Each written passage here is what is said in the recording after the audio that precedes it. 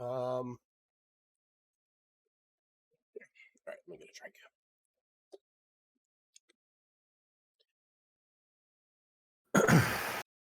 Cool. So yeah, last session on what this potential campaign might be called is now the Rising of the Undying. But in the last session, we started up. Our group had come together in the town of Crest Britoke under mostly similar reasoning that the town is currently being assailed by the undead, and the town master, or actually the mayor of the town, Mr. Allard Devry, had yet to send out for any kind of reinforcements or to send for the capital to send any kind of help, because he does not want the admirals of Cleone knowing what exactly is going on right now. So, but that did not stop the farmhands and the townsfolk from doing that themselves and sending all of that out into the wild, calling on the aid of some heroic adventurers, which then reached the ears of our group. As Peregrine had suggested, you guys set up a fire in order to sort of call the spirits and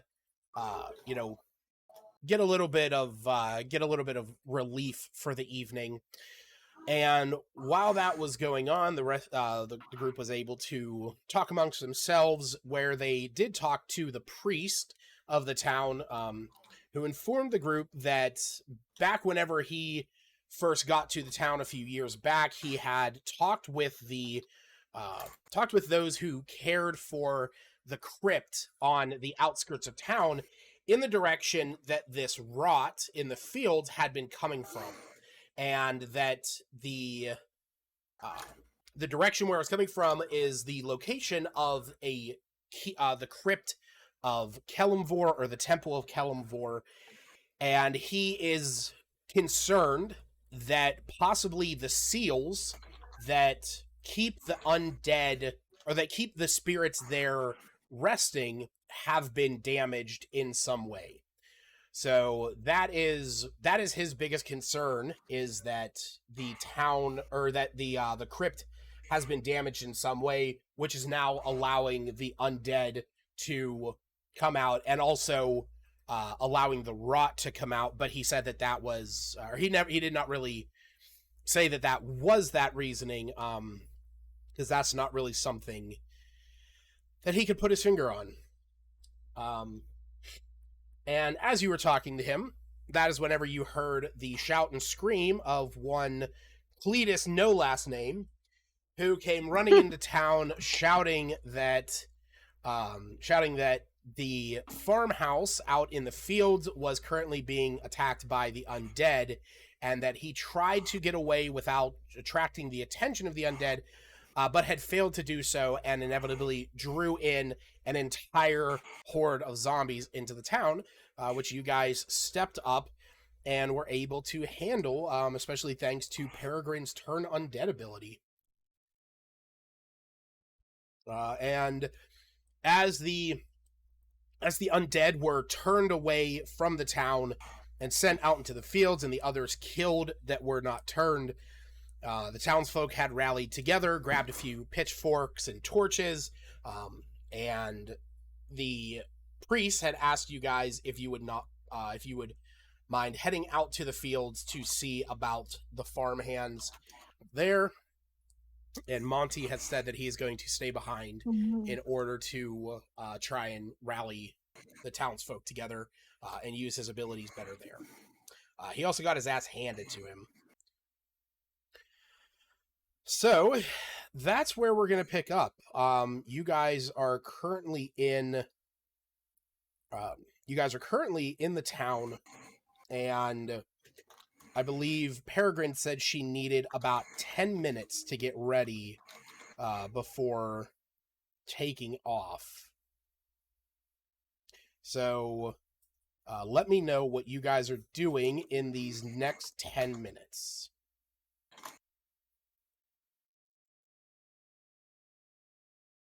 Well, I'm just preparing a spell. Okay. Hey, summoned this horsey. Oh, that's true. That's right. I can't fathom what else we would do. I reload, and yeah, I can't really spend my spell slots that freely because I've got 2 of them.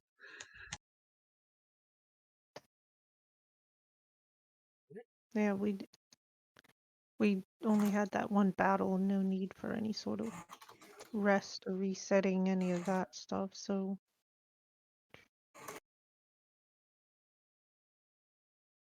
All right. Well, then, give me a second to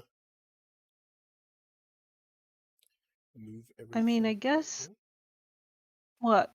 Blade Ward, that's just a cantrip.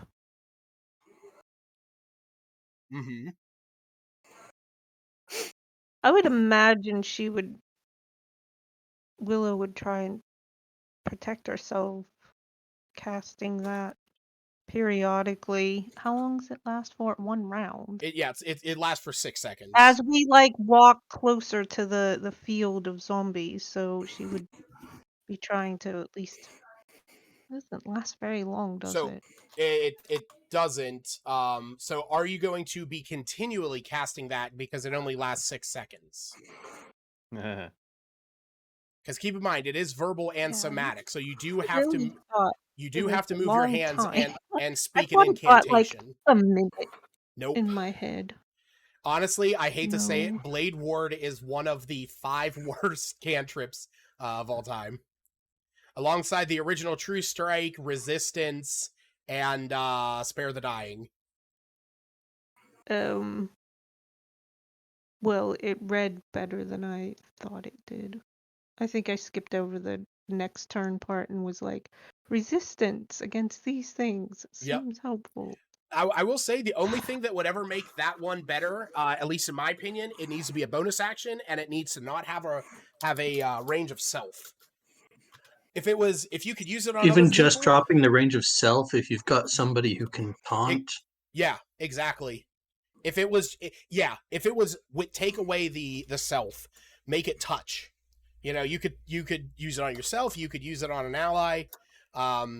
Honestly, probably tonight I might just make that a new cantrip. Make it in my series of like True Strike, but it doesn't suck. It'll be Blade Ward, but it doesn't suck. It'd be helpful if it could just last even just a tiny bit, like a minute. Just this little bit of protection before you head in. I mean, there's spells. There are spells that do that.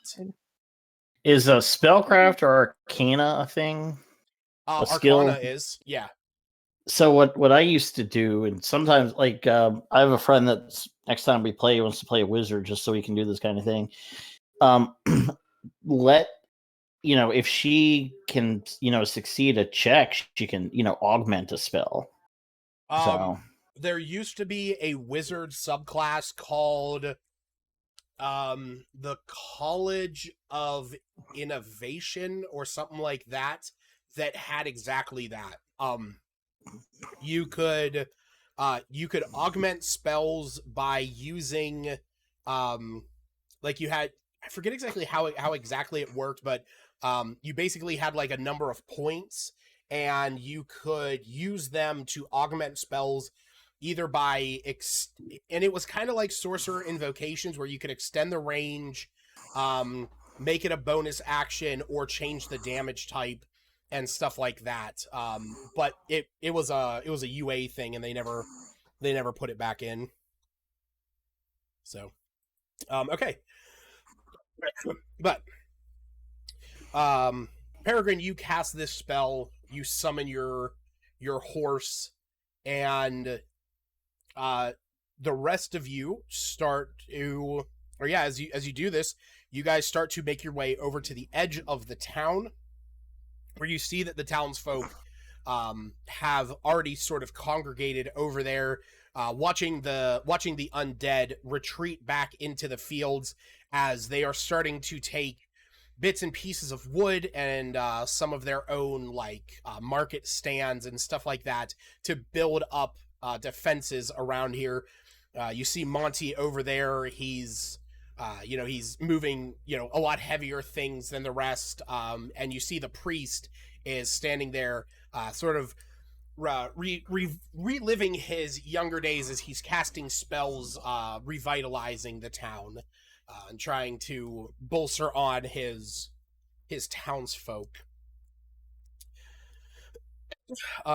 So my question here is, as you guys head out into the fields, making your way out to the field house, are you going out there kind of guns a-blazing, or are you going to try and move through the fields quietly? I have no intention of moving quietly anywhere. Yeah, I'm I on top of figured. a I feel like horse. Willow would see this horse and be like, "Yeah, we're not doing the stealth option very much, are we?"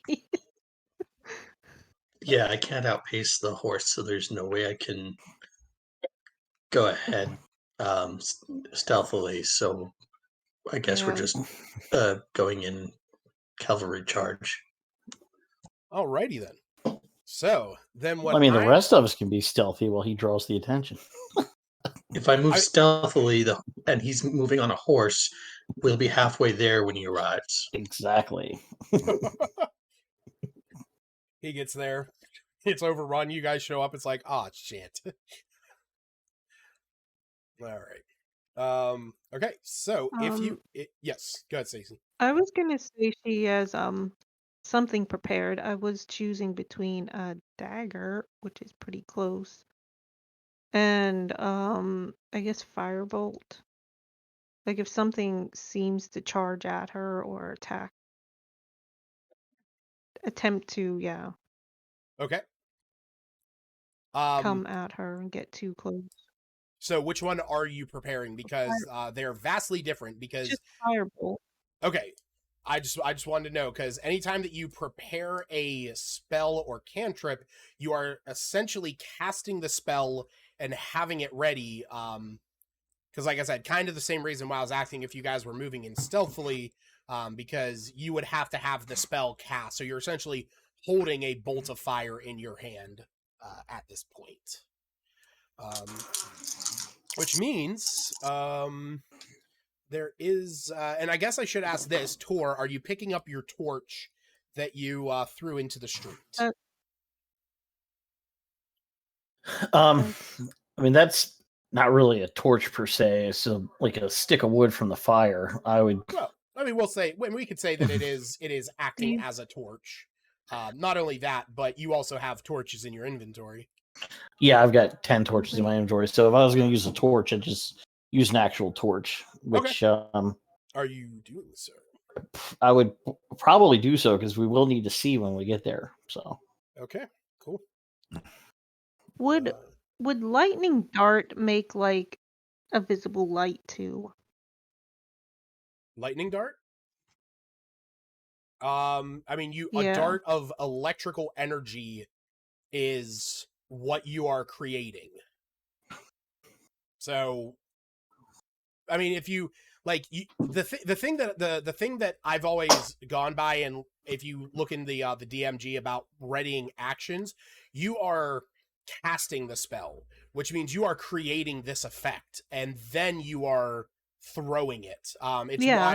It's why like if you're in the middle of combat and you ready a fireball, you have a fireball made. There's no hiding that. If you are readying firebolt, you have a bolt of fire in your hand.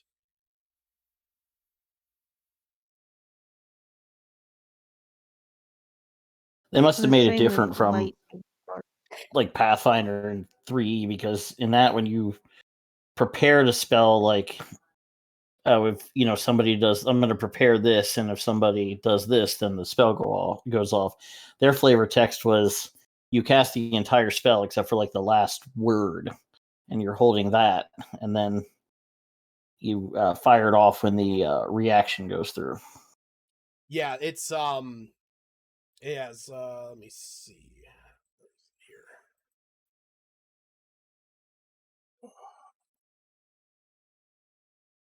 Not Well, while they're all worrying about light, me and my dark vision are sticking with the horse. all right. Yeah, I have dark vision. I'm just trying to like not Well, create too much heat, yeah. but also be prepared. Yeah, here it is. Like I guess that's why I'm asking. If it looks like there's visible light that would attract when you ready a spell, you something, cast it as normal, but then you hold its probably energy, do it. which you release with your reaction when the trigger occurs. So to be ready, a spell must have a casting time of 1 action, and holding onto the magic requires concentration. So that's it. You are holding its energy. Not only that, but if you take damage prior to that, which you won't have to deal with that at this point. Okay, so if you guys are all moving together, then what I need you to do, because this is going to essentially be a series. Since you guys are rushing, if you guys are moving through, this is going to be a series of dexterity checks to try and reach the field house before you guys are overrun. So, oh shoot, I need to pull up my other program. There we go. Forgot. Encounter log. There we are. Spooky, scary D&D.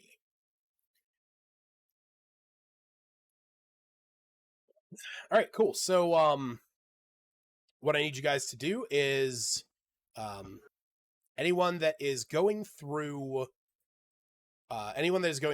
here that you are just moving through, I need you to make dexterity checks as you move through the field. And this is going to be how quickly you are moving through there to try and avoid the undead hordes that are going to notice you upon entering the fields.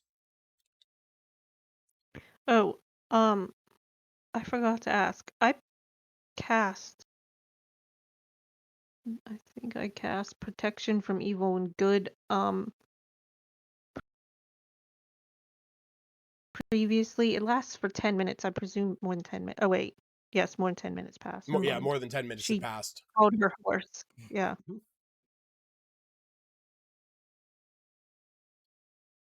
That's all. Quick What question. checks we're doing. Yeah, buddy.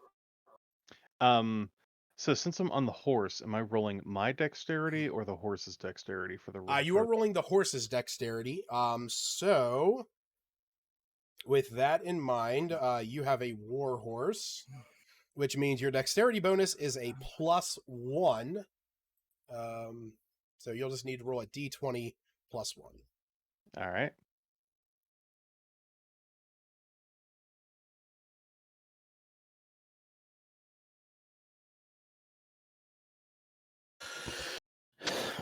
Also, does the map look like an actual field? Because I still have the town. Yep. In just a moment, I'm going to update it. Oh, okay. I thought I maybe missed something. No. Yeah, you're good. So I got a 10.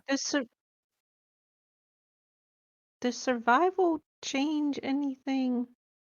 Survival is Said your... like avoid quicksand and other natural hazards. I mean, like we're walking through the I thought it was because of the rot field. No, the rot has not extended down to these parts of the fields just yet. The rot is more centralized up on the other side of the field, which is going to present its own challenge when you guys get to the other side of there. So you'll have to be making some con checks once we get to that point. Hopefully you guys are don't have weak stomachs.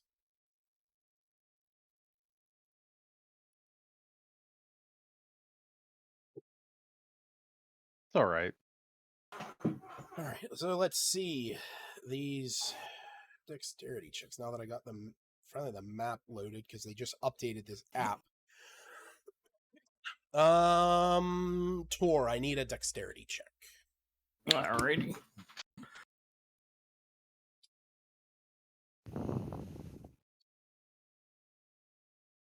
Well, so in the future, I know to adjust yours, but you can actually click the +2 underneath dexterity because the +4 right there was a save. I just rolled a saving throw. That's all Sorry, good. yeah. No worries.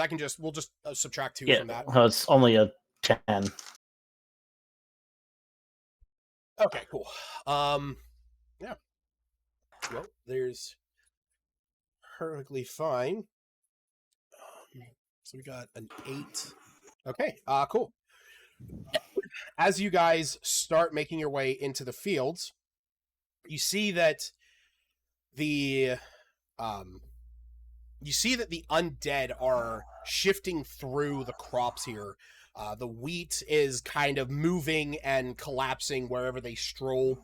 But around here, there's not that many, and as you guys start to march your way towards the field house, following the small dirt path that leads to it, you're able to move quick enough that you are not immediately thrust upon by the undead.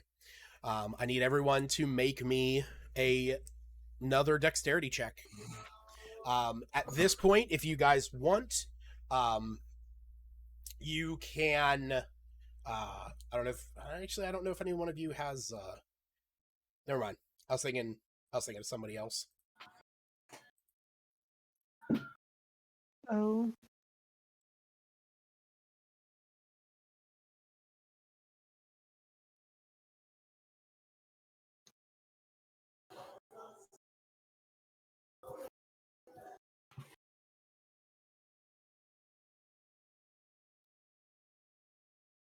All right, just waiting on Willow.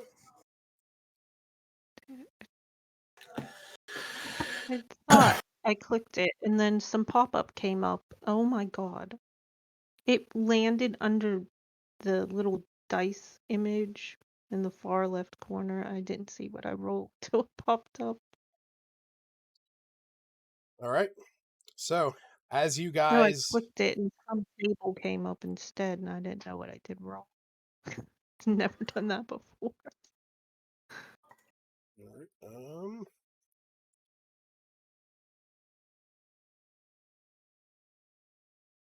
So, as you guys are marching up through this field, the Peregrine on the back of her warhorse is sort of leading the charge because of its natural speed. Tor and Rook and Willow following up behind. Tor with a little bit of a faster gait than Rook. But it is, as you guys are traversing up through here, Willow, you are suddenly caught up on your leg by a rock. And it trips you up a bit, and it's just long enough that as you stumble forward, the rest of your group is taking a few more steps ahead of you. You see the grass next to you begin to open up as the undead begin to push their way out towards you. I need everyone to roll initiative.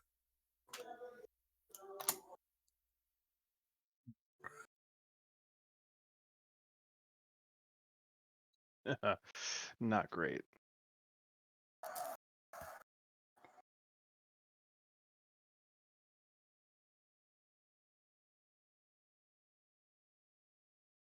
Well, fortunately, I get to roll with advantage.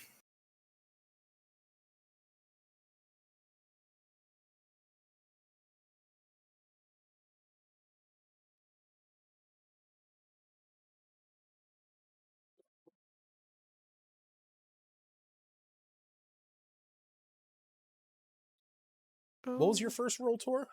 I rolled a 1. Oh.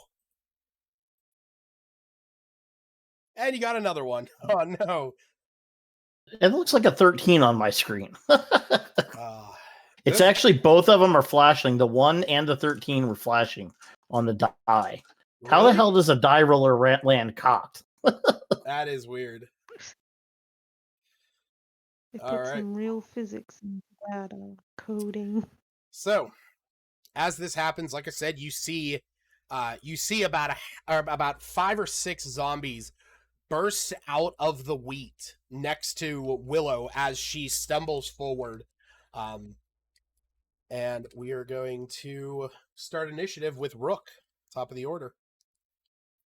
Would that cause Okay, hold on. I'm not firebolt quite seeing to the go? map I don't here. know where they're. I just Yeah, all see I've got us. is a black field with Black some. and us. Sorry, how's Much that? better, Oh, except for all the zombies. I thought the horse was ahead of us. It is. So It is. these zombies came out for a map. from behind. Where- No, they I came mean- out from beside. Yeah, they came out from beside. Because this is where See. Crest Britoke is. This is where you guys are going. Mhm. I know this picture see. doesn't have it, but just imagine there's a bunch of wheat and crops where those big squiggly lines are. It's just and- like wheat. Yeah. Come on. But yes, Just weed as far as the eye can see. I would say, Willow, if you want to use your reaction to cast your spell, you said that you had prepared Firebolt, so I will let you cast that upon seeing. This is the first one that popped out at you, Z10. So That's the one that seemed most likely to. Whoa. all right, go ahead and roll the damage.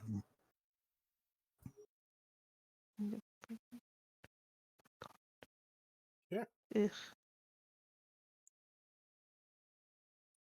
Yeah, it hits off of his chest. You see the bits and pieces of cloth that are on there. They sort of singe and scorch, but he presses on. Rook.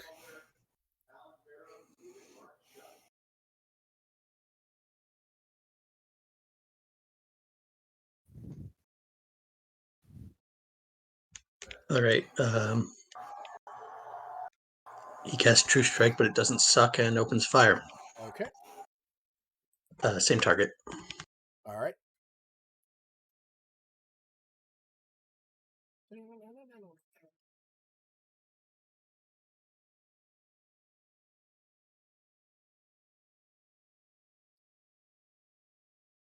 All right. And with your bonus, that would definitely hit. I mean, without your bonus, that would definitely hit.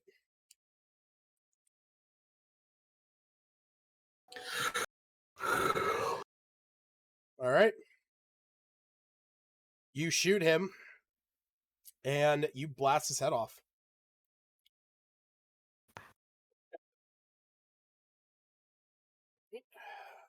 And on. You can hear shuffling through the you can hear shuffling through the wheat as one of the zombies makes its way out, breaks through the line of sight, and goes for you, Rook. I believe that misses, and I believe that also misses. Yep.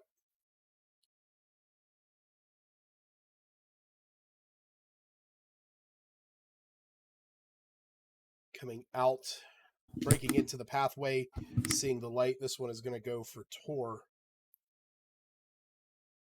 That misses. Because they don't want a delicious horse to snack on? Well, they are mostly focusing on light and sound. And the horse isn't making noise. Oh, this is cute. This one, All I know is the whole time I've heard 2 coconuts clacking together in front of yeah. me. All right. I mean, these things heard a gunshot, so. All right, Willow. As you stand there, You see Rook, he comes up, shoots the one that you blasted your firebolt at, and you see 4 more are coming out of the crops next to you.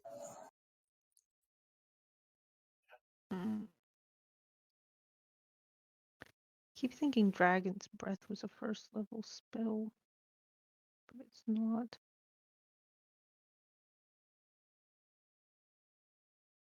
Ugh, they're not close enough. She's like totally surrounded and scared shitless at this point, or I am for her. So what are you doing?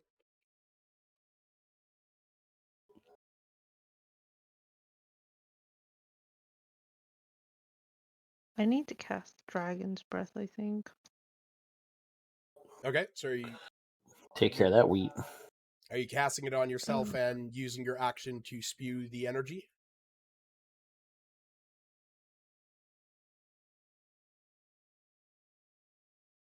Yeah, where's the 15-foot cone? Because I need to get like at least 2 of them.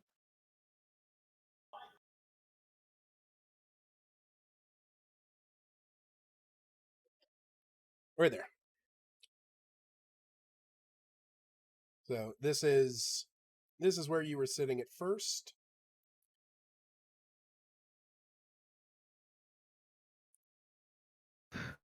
Oh, it's not attached to me. No, I have to move it.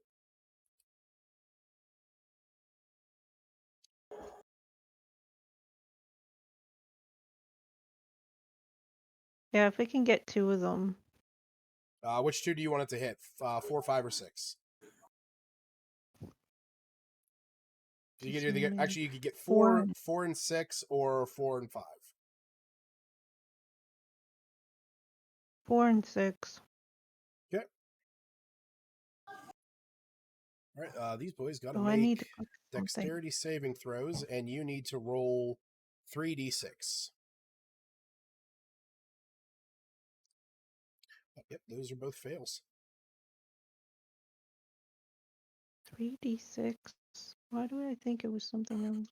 I don't know. It's 3d6 of the chosen type, which I need to know what that is. Oh, well, shit. What are my choices? Poison. We're in the ice. wheat field, so we probably wouldn't do fire. She doesn't want to catch the field on fire. Yeah, you could do poison, acid, cold, fire, or lightning. All of the base elementals. Lightning. Okay. That might catch it on fire too, but we'll Don't just want to catch it on I love how fire. acid became a base element for Yeah. Earth. Yep. Acidic damage. All right. So each one of them is going to take 8 lightning damage. Yeah. I mean, definitely don't want to cast fire, and not that Because lightning is some sort of fire. I've seen Avatar. I know that you could like make a rock form. Yeah. All right. You see these. You cast this. You spew this this electric energy forward that arcs between them. You see them shake and shudder as the hairs that remain on their body begin to singe and smoke. All right. Can I move any more, or move is just one? No, you can move your movement on your turn. So if you want to move your remaining 25 feet, you can do that. Yeah, this isn't.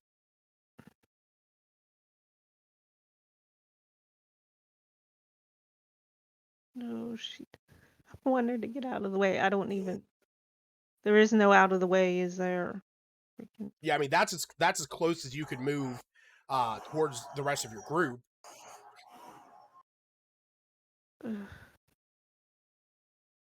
I think that's. Okay. It didn't count all the movement. Or It did. You kept, what I saw. because you had moved your character a few times. It counts every time you move them onto a square. Mm. All right. You can hear. And unless something happens to her, she can breathe Dragon's Breath again, just as an action. It doesn't have to be cast, right? Yeah, you are concentrating on that spell now for up to a minute. So if you take damage, you have to make a concentration save in order to maintain concentration. But so long as you don't have concentration broken, you can use your action to spew more of that energy. Okay, hopefully it works the way I want it to.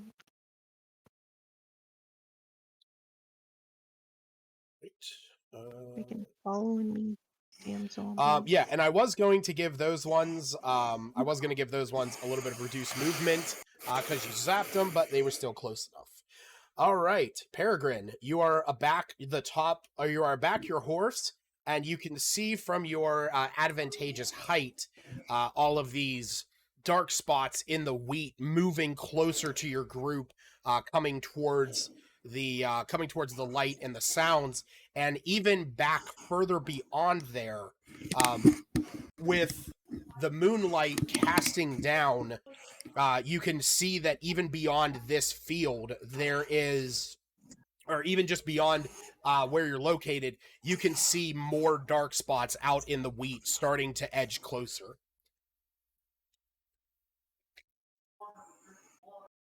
Fucking great. Okay. So that's not good for any one of us. Very good. So I'm just gonna shoot somebody. Okay. Going over at G3. Gotcha. Shoot this dickhead. Is that a called shot? All right, that hits. Right. Right, because he's undead. He's gonna take this much plus a D8. So that. So 8 plus 4, so 12 points of damage. Alrighty then.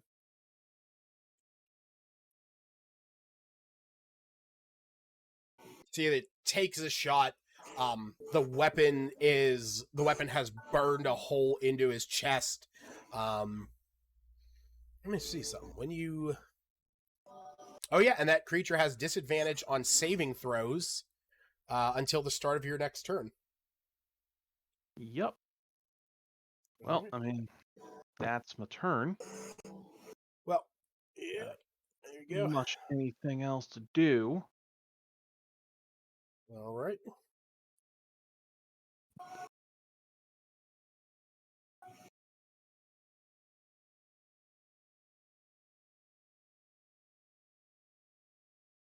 Well, that misses. Good.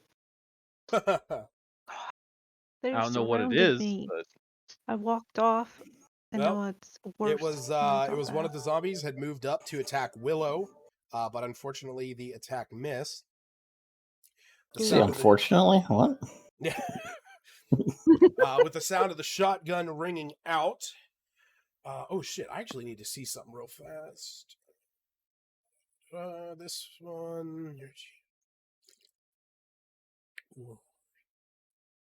Okay, cool. I just had to make sure that Fine Steed was actually that it was just the standard ass.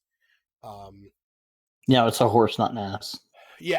Well, you could have it as a warhorse, pony, camel, elk, or a mastiff. So depending on what you want, and it can either be celestial, fey, or fiend. So I guess it's also one of those. So it's celestial. Okay. All right. So the zombie is going to go up. I actually have to look something up. I did look this up the other day, and I completely.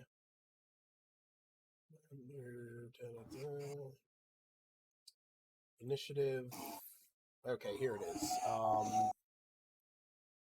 Is Find Steed instinctive when? Yeah. Okay. Because I guess it wouldn't. I guess since your character...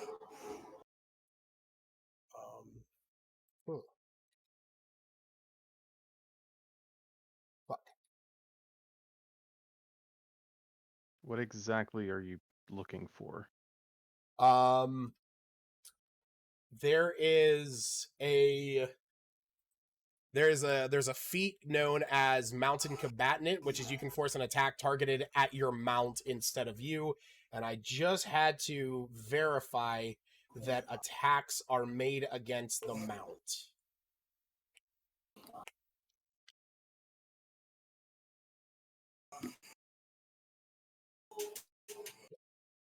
Okay.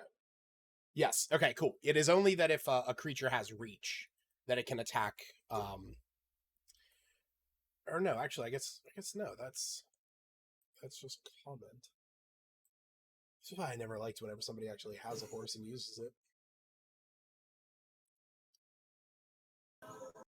How dare they? No. Take that, DM. Yeah. Steve hadn't got to use his horse yet. He just rides it.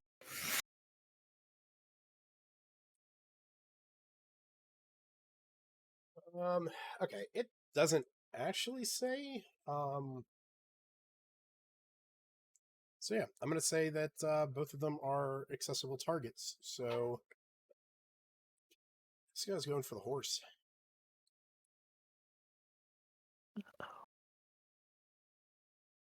And the AC of a horse is 11.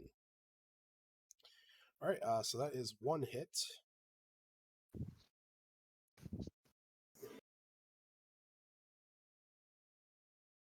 Would you forget the Celestial Barding? What's that? To the armor class is 11. Did he forget the Celestial Barding when he summoned it? All right, I have to add something to. I just like. All right, She's so that's going standing to on the be horse's 13 face. points of damage. I'm going to track that on your character sheet, Andrew. If you want to reload your character sheet and you click the extras button at the end of where it's like action, spells, and inventory, you should now see a warhorse with 6 HP. Okay. So, well, that's not great. Tor, it is your turn. Okay.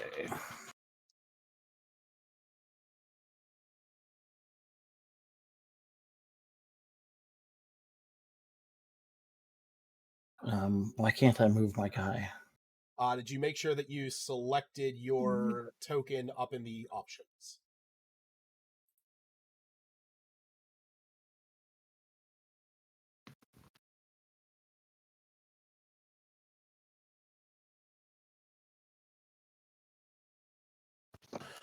I mean, I don't remember doing that last time, but Yeah, because you have to go up to where it's it says when you're on the map, it says Encounter Plus up in the top. You go up there and you choose to have control over the token of Tor, and then you'll be able to move them around and stuff.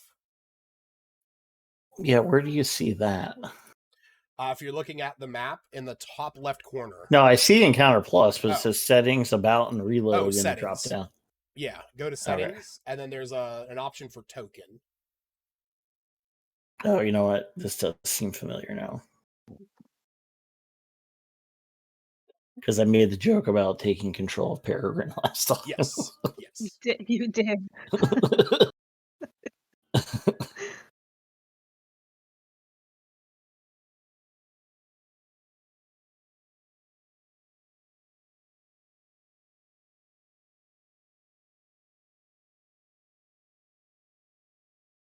I'm going to attack Z4.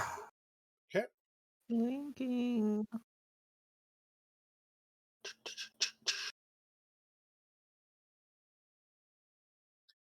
And keep in mind, you get a +1. Yep.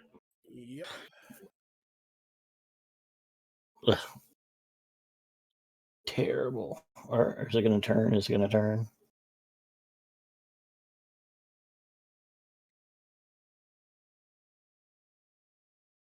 All right. Oh, nice. Yeah, that definitely hits. Oh yeah, I also did want to say, this whole time your great club of warning is just like, fuck, they're everywhere, buddy. Bzz, bzz, Yeah, constantly bzz. vibrating.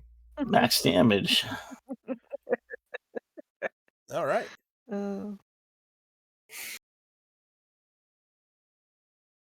Is it still up? No, you crush this thing's skull and sternum. You just All bring right. the Then I'll fucking go hammer down. ahead and do my bonus attack on Z8. Okay.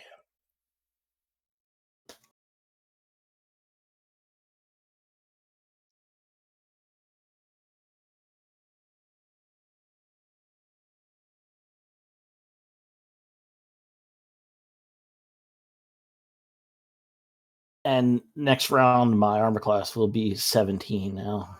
Gotcha.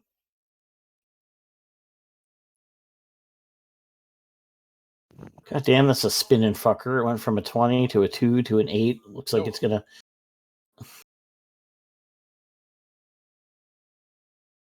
Gonna assume that hits.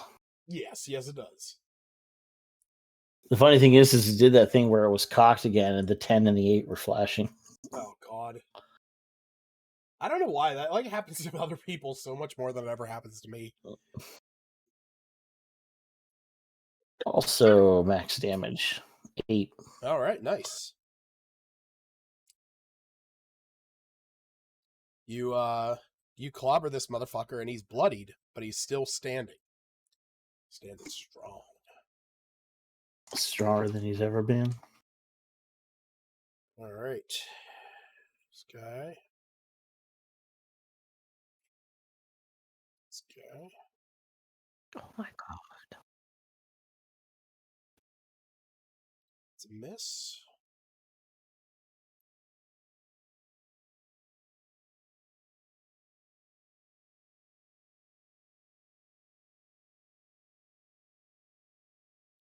I believe that hits Rook. Am I correct? No, I'm wrong. Oh wait, actually, it gets the flanking bonus. Sweet. So it does hit. That's a weird flank. Yeah, it's got a great zombie next to him. It's pretty great. Is he though? He is. Rook, you take 7 points of damage.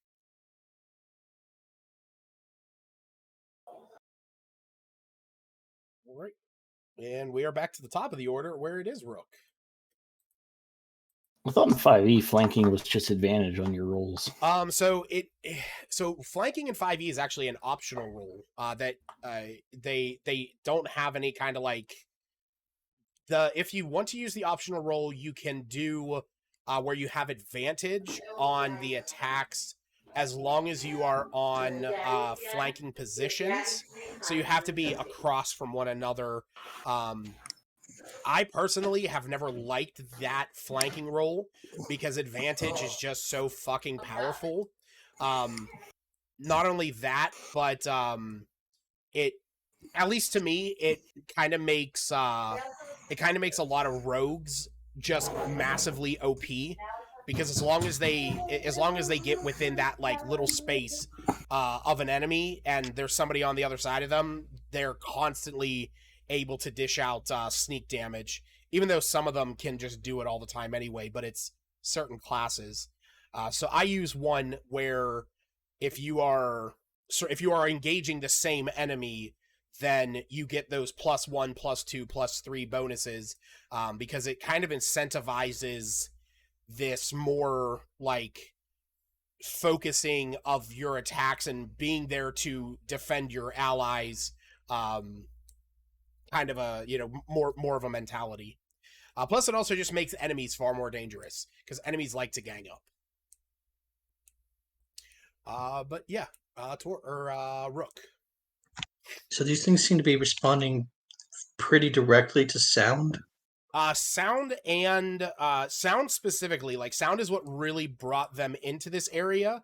But you can see that they are the one that are going towards Tor. They kind of have like a fixed gaze on the light as well.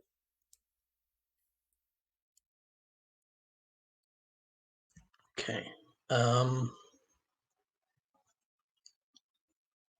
Well, I can choose to deal with one of those things at a time. And messing with our light is probably not a great plan. I can't make ranged attack rolls very effectively, so I'm going to cast Thaumaturgy, pointing at Z2. Okay. And from that point in space originates a piercing scream. Interesting. Okay. All right. I like that idea. It's a good idea. Okay. Is that going to be your whole turn?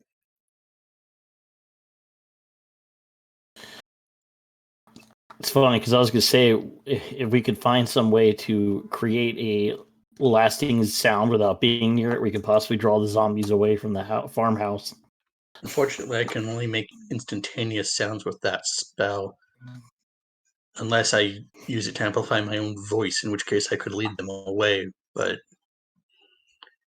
would have a problem after the spell ends. Or before the spell ends, possibly. I've got an alarm, but I don't think that one works. An alarm is where you pick a thing that you want to be alarmed and you choose creatures that do not set it off. And then this way you hear a mental alarm if somebody walks into that area. Is the duration of it's one the round until the start or until the end of my next turn? It is until the start of your next turn, I believe. That's actually a super good question.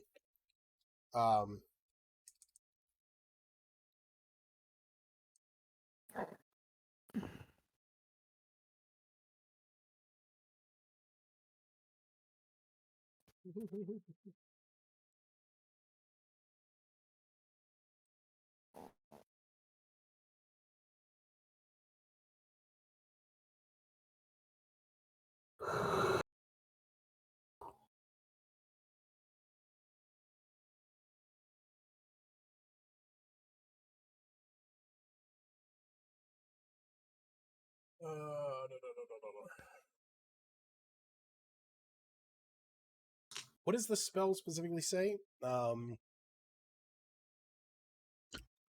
You point a finger at a target in range, yourself included. Your magic grants you a brief insight into the target's defenses. The chosen creature gains a bonus on their next weapon attack equal to your spellcasting modifier, and the duration is instantaneous 1 round. Gotcha. Yeah, so it's going to be that once it gets back around to your turn, I believe it is at the end of your turn, that's whenever it ends. Alright, so if I cast it now, I would have it up next round. Or I guess I could give someone else the True Strike. Believe so. I mean, you wrote it. I know, but I guess that's coming into the wording of is 1 round from the start or end of your turn. So, wait, here we go. Something like that seems it would be until the beginning of your next turn. So is the round in which I color spray considered my turn for that round and the blind effects?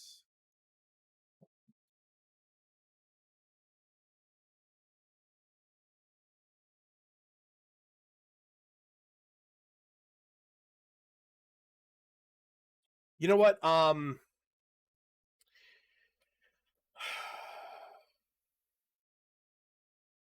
Shit. I thought the end of the turn. What's someone else's? Well, turn. arguably, there is wording that will specifically say until the start of your, until the start of, your next turn, or the start of, the end of your next turn, or the start of a round and the end of a round. This one is just a round. Oh my god, I have to look up a spell that I never thought I would. It's concentration. Up to 1 round. You know what? I will roll that it's at the end. I will roll that it's at the end. I will look into it later, and I will let you guys know what my determination is on another day. All right. Then I'm going to cast True Strike, but it doesn't suck on myself for next round. Yep. This guy next to you, he is going to attack. That's a miss, and that is also a miss. This guy did not really like getting hit by Tor. So, which that is a hit. You got 17 or better? It is. It was a 20. Are you guys not seeing my rules?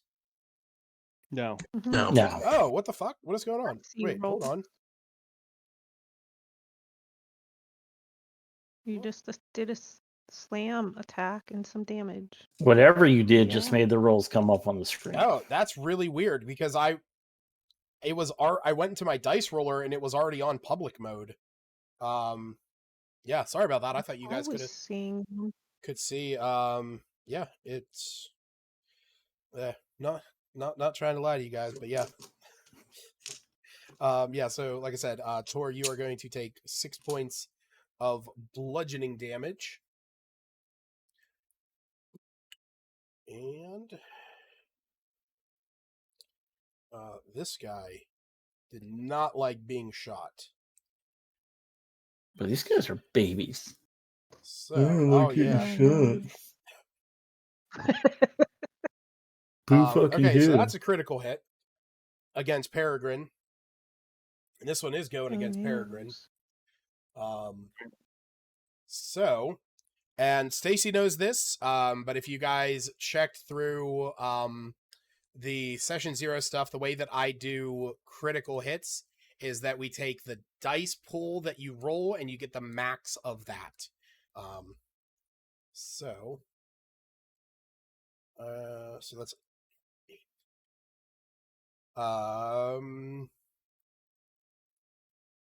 okay, so I hate to say it this way, I don't necessarily have to roll, because the max damage that this thing can dish out is 22, and then it's going to have 3 dice rolls, so if I get at least 1 on those, I believe Peregrine only has like 24 hit points.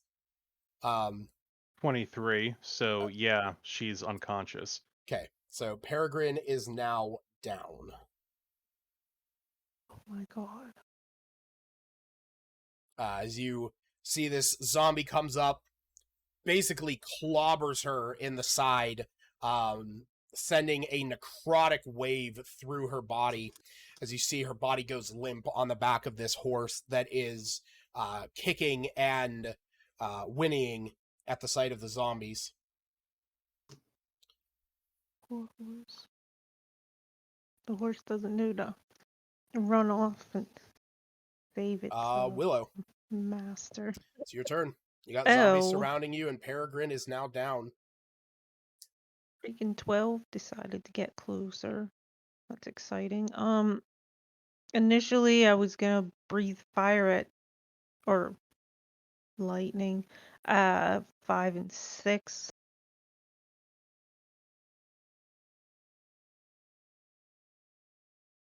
If I move afterwards, I would get, oh god, they're surrounding me. I would get opportunity attacks against me, right? Absolutely. Absolutely, to be certain. So yeah, fire breath at 5, or lightning, sorry. Lightning? All right. Yeah, definitely. So go ahead and roll that 3d6.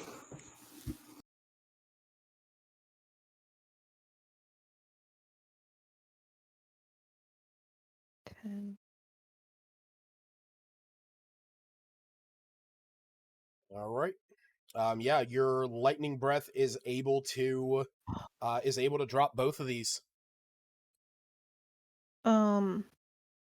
Shit. Z12's still too close. That if I move, it'd still get opportunity attack. So Right. yes, if you were to move this way and try and go around, you would incur an opportunity. You would not incur an opportunity attack, but you would incur an opportunity attack from G2 if you move this way. And if you try and go through here, you would incur an opportunity attack from G12 the moment you stepped out of their range, and same as if you go back this direction. So it depends on where you want to move to.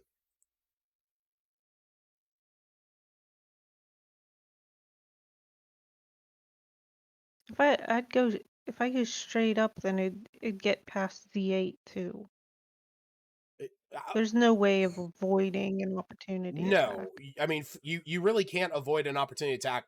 Well, where do you want to go? Do you want to go up to Peregrine up here? Nearish. I don't think she wants me to rescue her. 'Cause then she'd just be rescued but not healed, so that would be bad.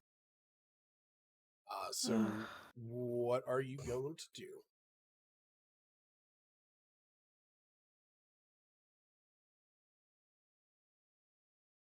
Where are my... I remind you, you could also, if you are looking to try and heal Peregrine, you could use your action to disengage, which would mean you don't take the opportunity attacks, and then you could use 2 of your sorcery points to quicken your cure wounds in order to heal Peregrine, turning it from an action to a bonus action. But I used my action to spew fire, so I don't know. Disengage. Oh shit! Yes, you did. Yes, you did. You just killed those 2. So yeah, you could not use your other action. Sorry, I was thinking for some reason they were already dead. Yeah. So that would have been great. Yeah, you would not be able to do that. What does quicken? I know I chose quicken. Quicken allows you to change it from an action to a bonus action. So I could still run up and do the quicken part, but I'd get an opportunity attack. Well, you would Possibly have to too. You would have to quicken a spell. Oh wait, never mind. I don't have it. I can't quicken a spell though. Isn't that an action? No, quickening a spell turns it into a bonus action, but so. Oh, I thought using sorcery points is like an no, action. using sorcery points, it specifically says right next to quicken spell, no action. So if I use those, you could quicken the rest of it. You could quicken a spell, and yes, you could quicken cure wounds. You would just incur an opportunity attack from number 12 and number 8. So you do have to risk that. But they could miss. They could miss, right? Oh, this seems ridiculous, but I feel like that's what she tried to do. You can't leave her down there with those zombies for very long. So is that what she's doing? Yeah, I'm gonna risk 2 freaking opportunity attacks and run straight up, and I don't even... and hope I'm super fast and they don't catch me. All right. Nope, they definitely both hit you. Oh, awesome. I'm glad they have very you're going to take 11 movements. points of damage. Totally worth it. All right. Now I'm only half dead. But you reach Peregrine, and now you can quicken cure wounds. You click the sorcery points. How does it quicken it though? You now cast it as a bonus action. So just you're now casting as a bonus action. So just roll your 1d8 plus 2. And Peregrine, you're back up with 7 hit points. I wish I was swifter. Right? Damn zombies. Freaking didn't catch me. I mean, did catch me. I mean, arguably, you do have the lowest AC of the group, so it was a I ballsy definitely move. do. I'm super brave. Or dumb, whatever. I mean, They hey, go hand in hand. you gotta be brave to be. You gotta be dumb to be brave. Wasn't that in the Jackass song or something? All right. Oh my, jackass. Jesus.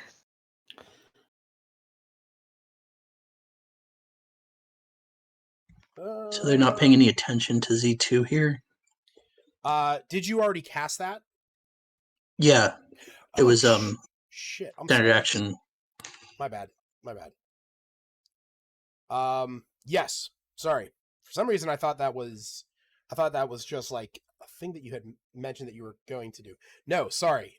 You see this one go up to Z2,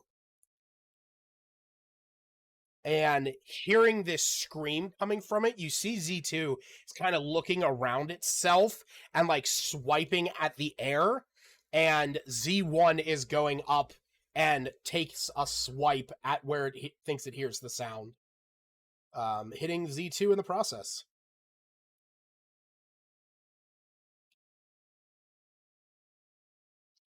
And Z2 is swiping around and hits Z1. Man, I'm just rolling butt on these rolls. Sure you are. Are you guys not Yeah, seeing should them? have rolled butt before and opportunity attack. No, I haven't seen a single I die still roll don't you see them had. here. Yeah, I can see him actually. Oh yeah. You guys won't see them on D&D Beyond, but you'll see them on the map. No. Oh, A+. that's No. weird then. Not at all. Do you see this one? This random one? No. Oh my god. What is going on? Oh, hold on. If I click, But there's a chat you thing there. Yes, I can see those there.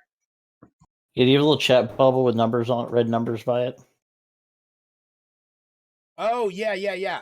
On the top left, next to where it says Encounter Plus, there's a little button that looks like 2 chat bubbles. Make sure you have that open so that you can see all the dice rolls.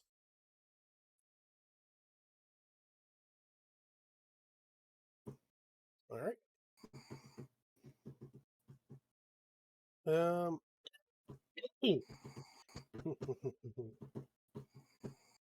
This one's actually going to move around. Peregrine, like I said, you're back up with 7 hit points.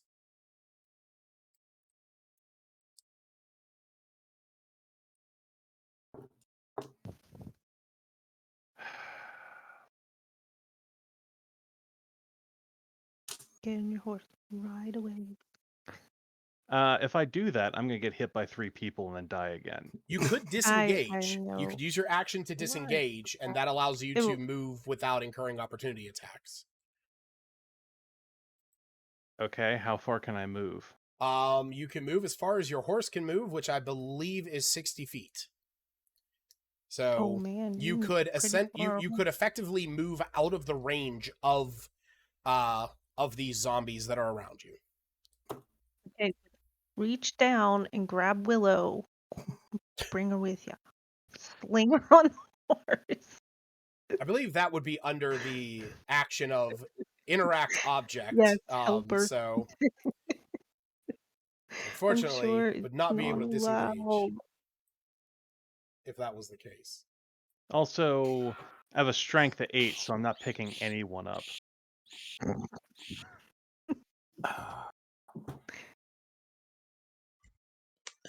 Tactical suggestion. Make a lot of noise. No, don't do that. Oh, sorry here. If you want to... Oh, there you go. That would be 60. What, moving back to here? Down. All right. So are you saying come back to here?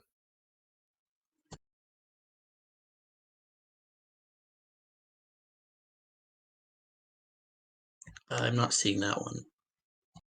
Yeah, I didn't. Yeah. Oh. Just counting the straight line movement, 10 south, 15 east is 25, and then Technically, it's only 45 feet because you can move diagonally. well through that space. Yeah, everything that I just through moved. G1. So, oh well, you know what? Actually, no, good call because this thing counts as an enemy. Looks like the horse disengaged, but bear and stayed. Yeah, there we go. So yeah, that would be the length. Sure, we'll do that.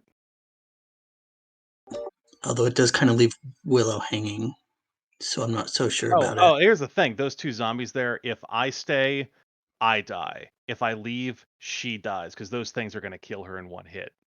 Like, clearly they've done it, so I'm not really sure what to do here. I either stay here, try to kill one of them, and then die next turn, or leave and let her get swarmed by them. So I'm going to stay here and take one of these things out. Okay. So G3, I already hit that one, so I'm going to shoot him. I'm going to shoot him. Did you? Fuck him. Did you stop having that spell where things would flee from you? Wasn't a spell, it was Or an you ability, don't? but yes, that is a momentary thing. So that's Oh. 19 to hit. That definitely hits. Go ahead and roll. But yes, Stacy, he is, as a cleric, he used his channel divinity, which he only has one of those per short rest. What's a short rest? An hour. hour. 13 damage. Okay. You blast this thing. He is not dead. But your shotgun shell or your shotgun blast does ring out across the field. He is hanging on by a few sinews, but he's still in there.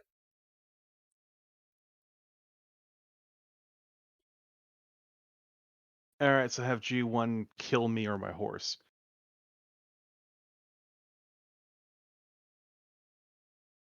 The horse. All right. Didn't mean to press that button. I meant to press that button.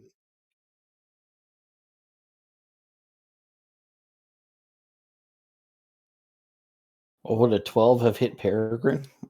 No, the 12 wouldn't have hit me. But because she does not have the mounted combatant, she cannot choose who the enemies hit during their attacks. It's kind of one of the benefits to that feat. All right. So that you see the horse under Peregrine disappear into a cloud of celestial smoke. And it's going to be Tor's turn. Oh boy.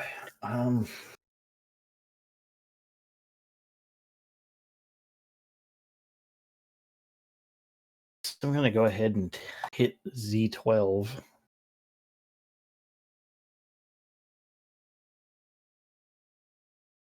Wait a minute, let me check something.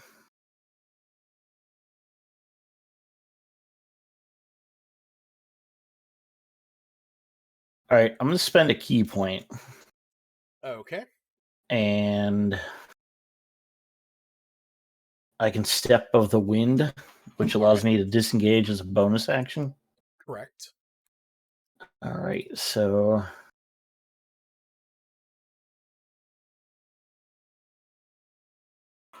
and then because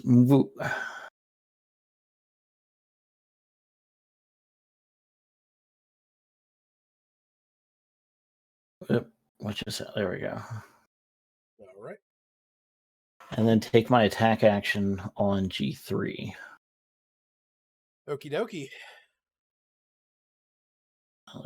Let me take off my key point.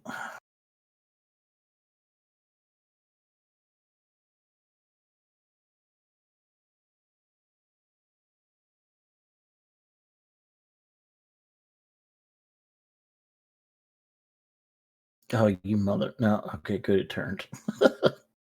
But it's still turning. You piece of trash.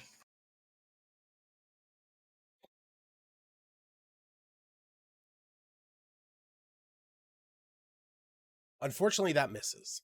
Yeah, I figured. It went from a 1 to a 19 to a 3. Ooh. I'm just going to stop watching that thing roll. It pisses me off.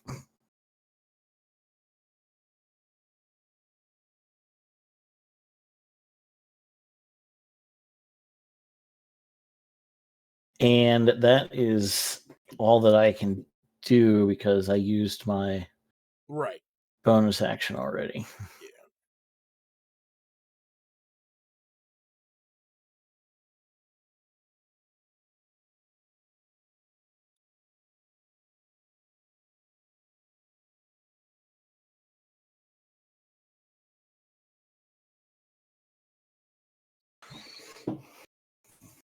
Oh shit, why didn't you register?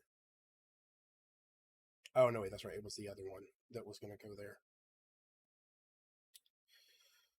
Rook, you take 6 points of bludgeoning damage as Z7 is still occupied with you, but you do see that G2 has acknowledged the scream over next to Z2. But it is your turn.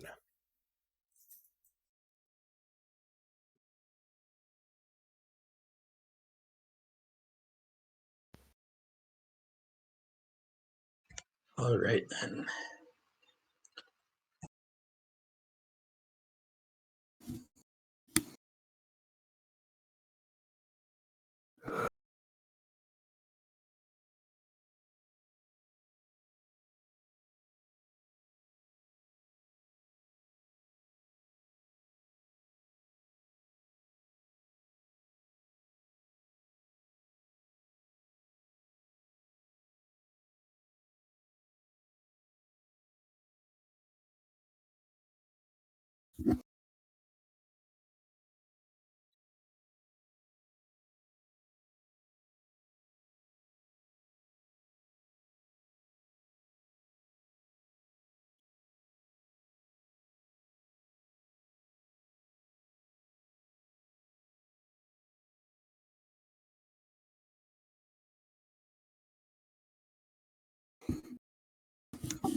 Let's see, what's the best positioning here?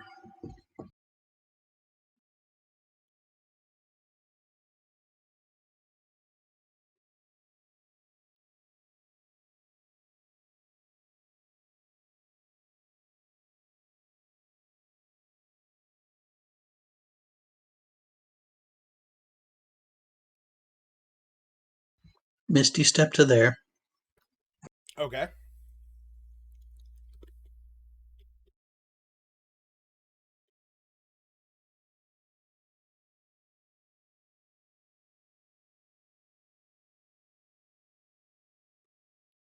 Walk to there and shoot G1. Actually, Okay. hold on.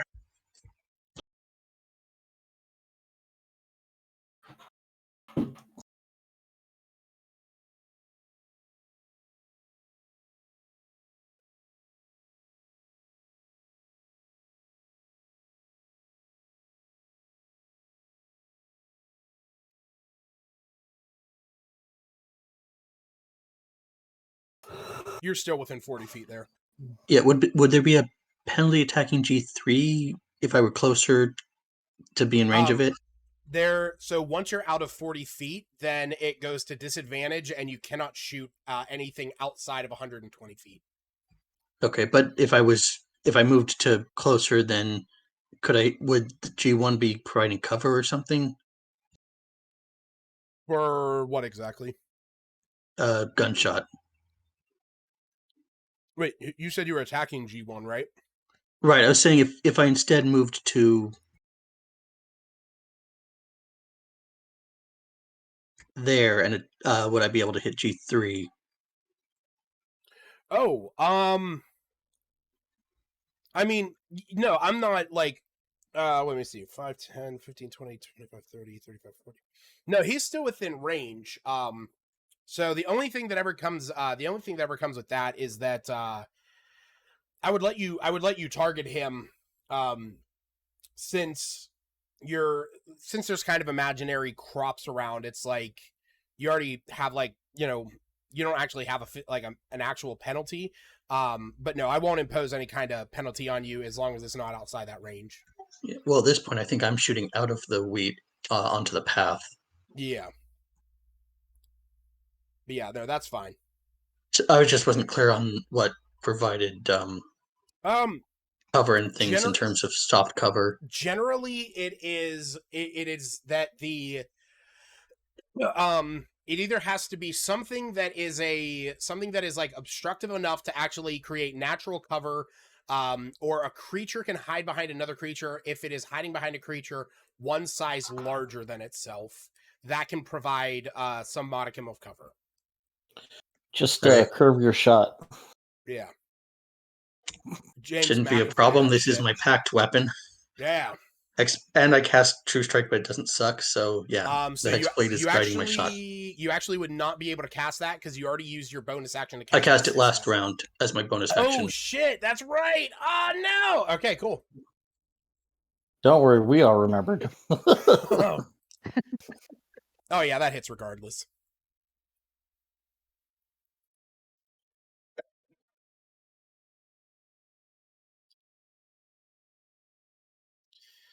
You blow off the head of the one that took down Peregrine. As a bullet whizzes through the air between Willow and Tor, curving around in this arc to catch G3 in the head as it's about to go and make that attack. The shot ringing out in from over here. Everybody else can hear.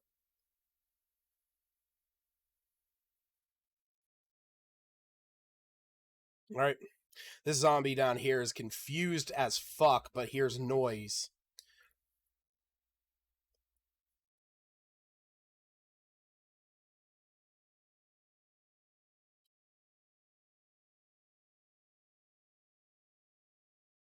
That guy misses.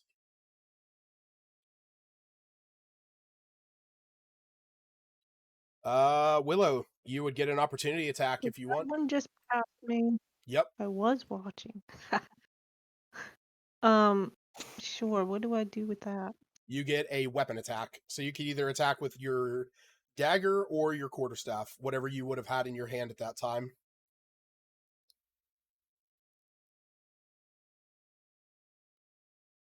Oh, probably a dagger nearby. All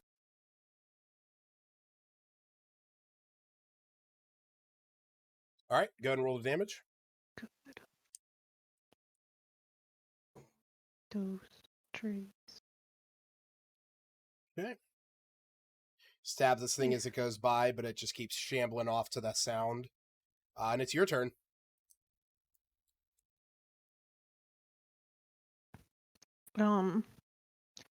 Sorry, I zoomed way out to see what the hell we were.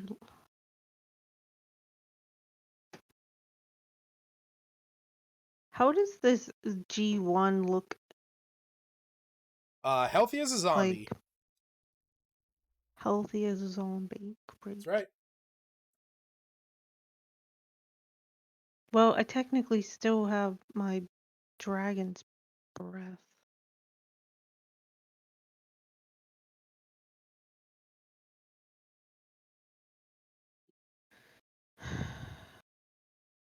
Well, that should get 1 in 11. Yeah. Oh shit! Wait a second. You know what? Wait, what? I'm not gonna penalize you for my mistake. You should have made 2 concentration checks when those 2 zombies hit you before. So you're lucky this time because I forgot. So yeah. Con checks in addition to running. Yes, because when them? they hit you with opportunity attacks, that would have triggered your concentration because you got hit while concentrating on a spell. Oh. So you should have technically made 2 Constitution saving throws to try and avoid that. Well, that's how they got me because I was concentrating my spell so much. Yeah, you. I mean, like I said, you should have also made you roll, but I'm not going to.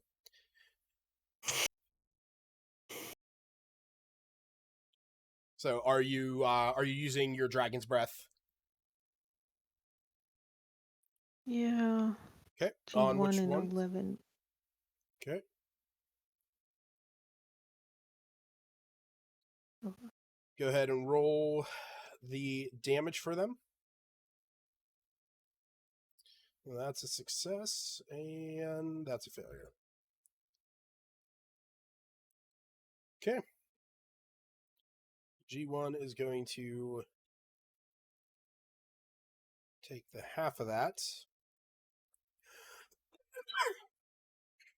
But Z1, are you using lightning again? Mm-hmm. Okay. Yep. Z1 is going to shudder and shake as the electrical energy flows through him and pops his eyeballs out of his head, splattering across the battlefield. Gross. This guy is going to... He's going to move over here, but you see that he is... Actually, no, you know what? No. He's not going to just wander by there. He heard that. Actually, no, you know what? No, this is the one that was preoccupied. You know what? Yeah, these two are sort of in a slap fight with one another. They just stand in there. Yeah.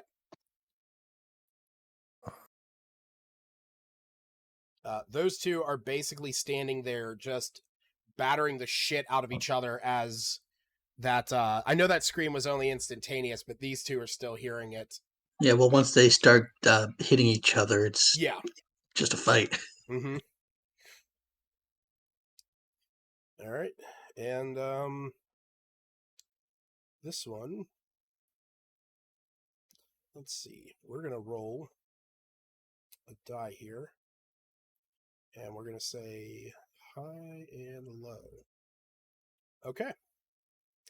Peregrine, you would get an opportunity attack as this thing is more interested in the gunshot sound that sounded off to the eastern side of the battlefield. All right, what do I use as an opportunity attack? So because you have... Oh, shit, I thought you had a crossbow expert. So you could use any melee weapon.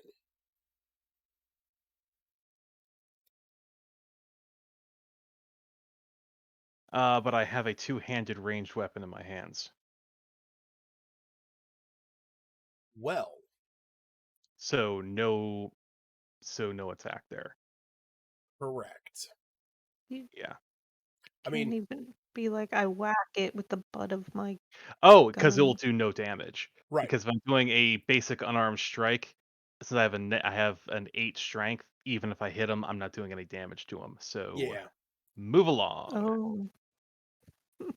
All right. Just stand still as he Well, walks it by. is still your turn, and this zombie has just wandered by you. So you can do whatever you want at this point. G1 needs to die because these greater zombies are the bigger threat here, so I'm going to shoot him. All right.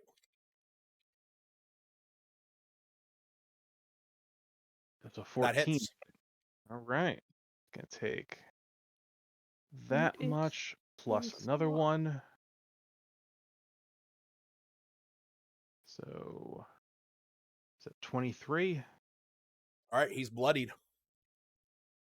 You didn't kill it.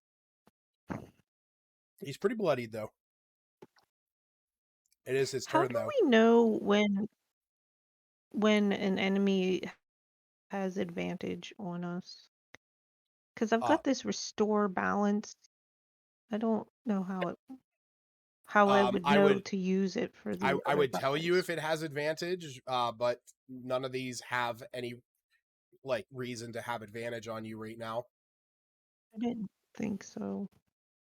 I mean, restore balance, you can also use that on your allies as well. So To take off disadvantage. Mm-hmm. So, for example, if Rook or if Peregrine was trying to shoot her shotgun outside of a 30-foot range, you could restore balance and take away that disadvantage she would get for firing at long range. It calls it an opportunity attack. Is it only if I have an opportunity attack and then I would just use it instead of attacking? What are you talking about? Or is that an action? Oh, it's a reaction. It's a reaction, yeah. A reaction to... When a creature you can see within 60 feet is about to roll a d20 with disadvantage or advantage, then you use your reaction to prevent the roll from being affected by that. So the reaction is a creature within 60 feet of you is about to roll with advantage or disadvantage. That's the target. Like, that's the triggering event that you could use that. Oh. So not it doesn't have to be on my turn specifically. No, it is specifically not on your turn, because that's when reactions can be used. Generally. Counterspell and stuff like that. We don't use them much in P5. Sorry. Smith uses them all the time. I What are you know, talking I about? never have. How about I never have?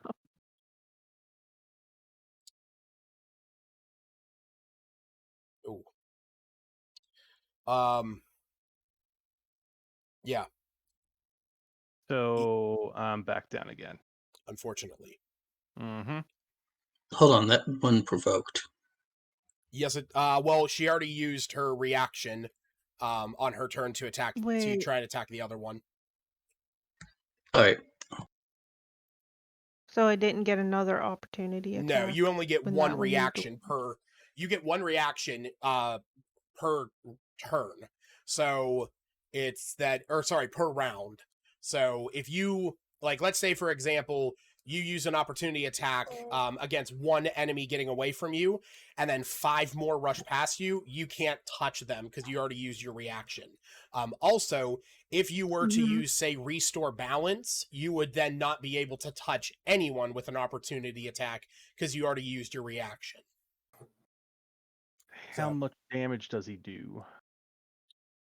He doesn't do enough to put you under max.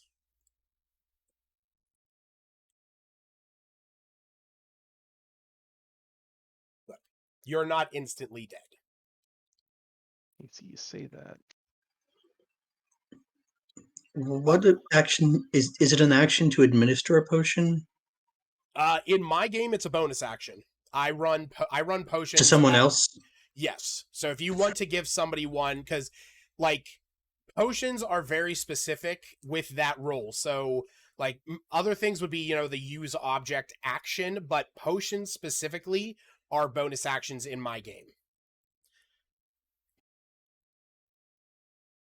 All right, Tor. Okay. Going to attack G1. Okay.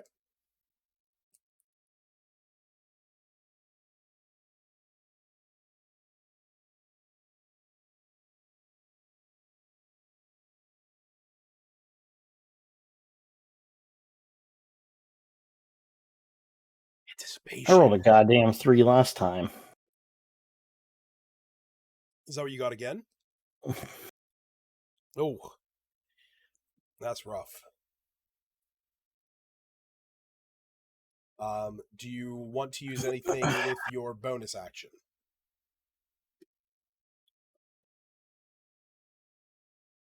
Yeah, I'm going to go ahead and spend a key point and flurry. Okay. So go ahead and make 2 Now, unarmed strikes. Okay.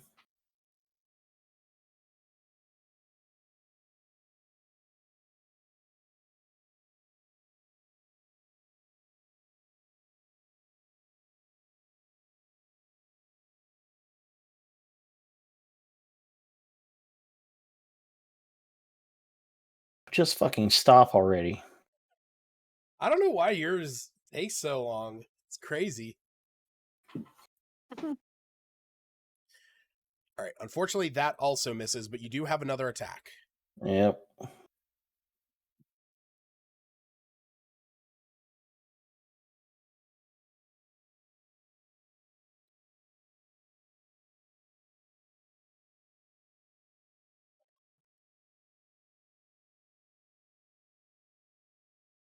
Wonder if I click. Oh yeah, there you go. That definitely hits. Go ahead and roll the damage.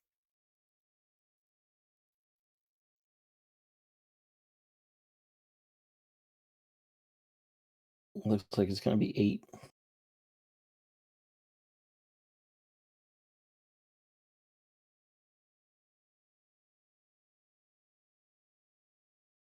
All right. So you took out a massive chunk of this thing's face with your punch. It's barely hanging in there.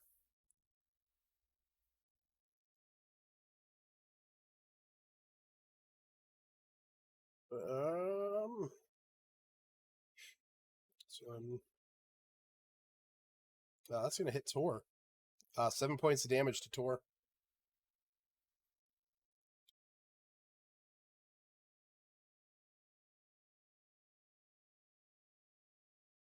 All right, Rook, we're back up to you. Well, the good Alright. news, Peregrine, is that you're probably not going to be alone for much longer. Yeah, it's fine. I think the best I can do here is to continue to try to draw them off. So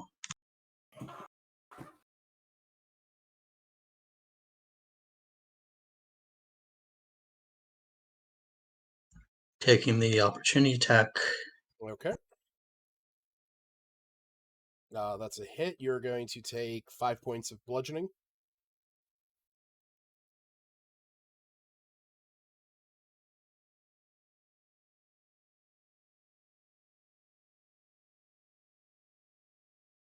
All right, this time. Actually, hold on. Yep. Are reactions strictly not on my turn? Wait, say that again?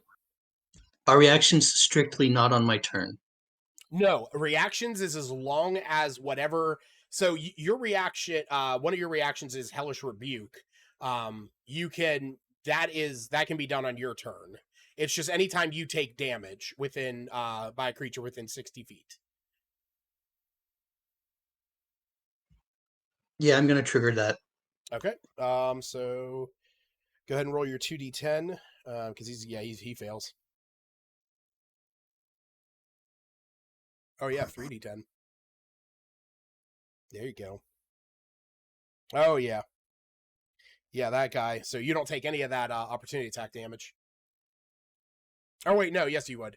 Yes, you would. He still hit. It's a reaction to taking the Yeah, damage, not to it resolving. Yeah.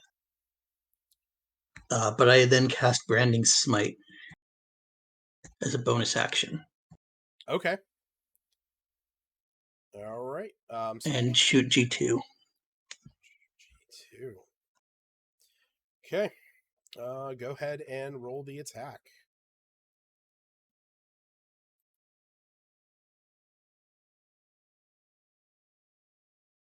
That hits. Roll that beautiful bean footage.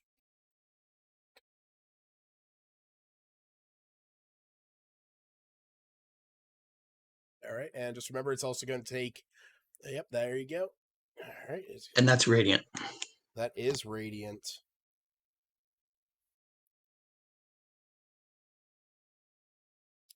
All right. Also, it's now glowing. Yes. That is the main thing. Is that it is now glowing. What is it? Dim light in a 5-foot radius.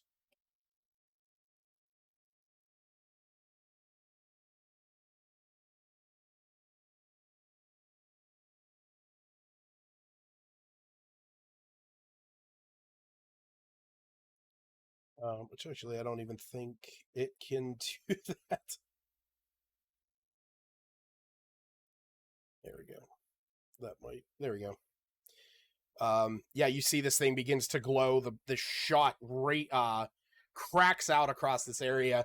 The radiant energy from your gun sort of illuminating the space around this zombie as its body is now just has a huge hole through it that is glowing this radiant light. He is going to move towards you.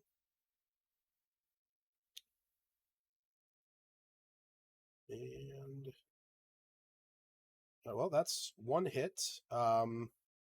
So you're going to take 14 points of damage.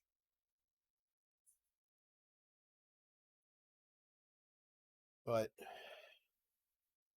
this guy does not like the fact that he's glowing.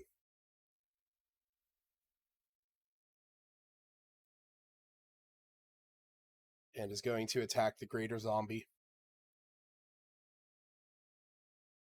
All right, Willow. It attacked the zombie. Oh, I will watch that with some interest from the ground where I have fallen. Yes.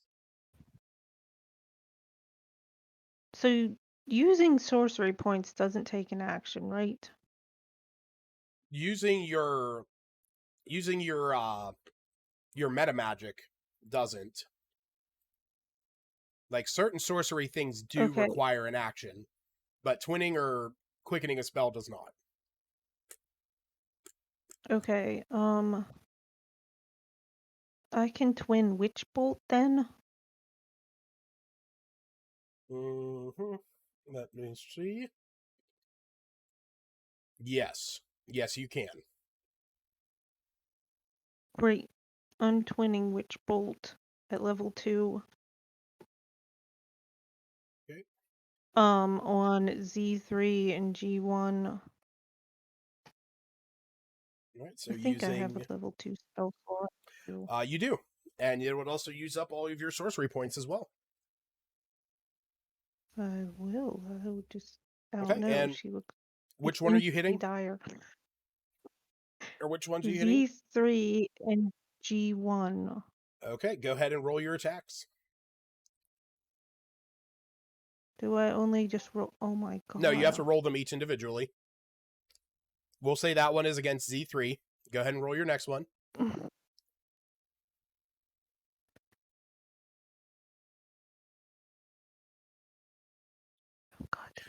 Just to give you at least actually a little bit of benefit, we'll say that one's going to Z3 because that one would hit Z3.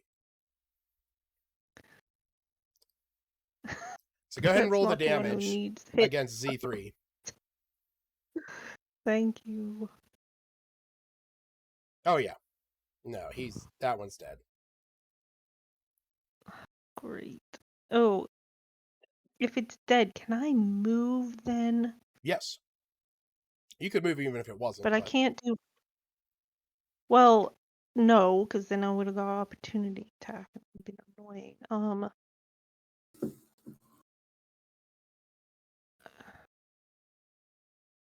If I move, can I? Does she need help? She needs help. She's like passed She out. is down. Right? Yeah, and G1's like right there. Yep. Can I bonus action anything? No, because you cast a spell with a full used it. action, so you don't have any bonus action cantrips. No, I mean like, No. give her a health potion If you want to use your Unless- bonus action to force feed her a health potion, sure. to help. Because I wanted to provide health, but I don't have another option, is there? Yeah, you could use your potion of healing, and that would be about it. Using the healing kit Is a full that's action. an action, or Yep. Plus, that would only just make her not have to make death saving throws, since you're not a healer. well, I know. Oh wait, no, yes you are. No. You are a healer. Yeah. But yes, that is a full action. Great. Like I said, health potions are one of the only things that I allow the use of an item or an object as a bonus action, and that's because I let you do it for yourself as well. Because she's been knocked down twice and really just. So are you using your potion of healing on Peregrine? Yeah. Okay. Go ahead and roll 2d4 plus 2. Maybe she'll be nice and trade and give me hers. Oh wait, who? You do. I roll what? 2d4 plus 2.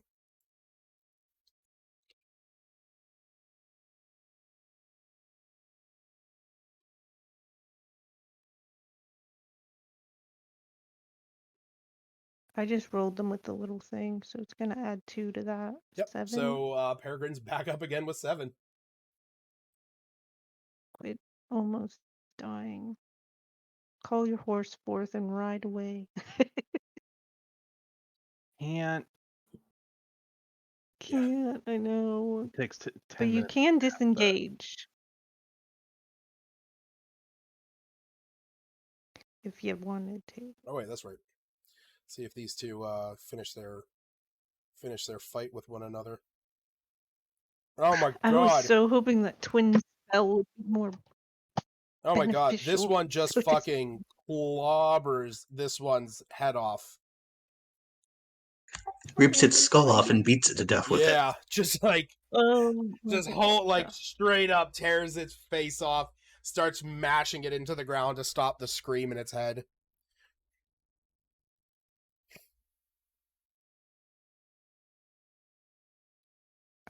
All right, Peregrine.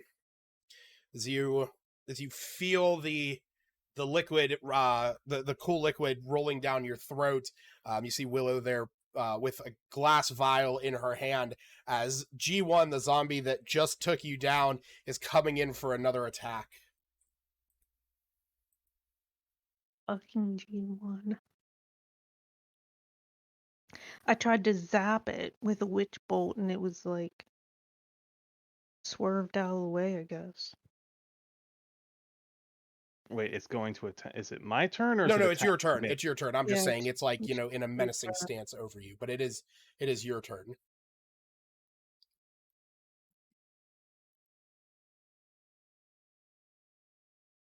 So, since I'm not on my horse, am I on the ground?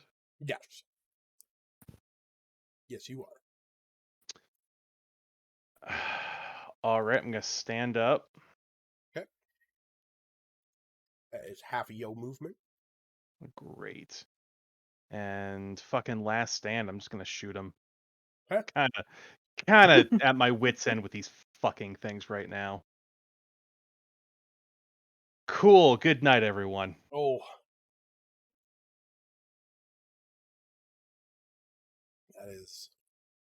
That is rough.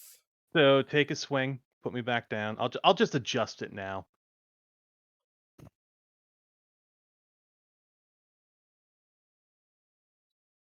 All right.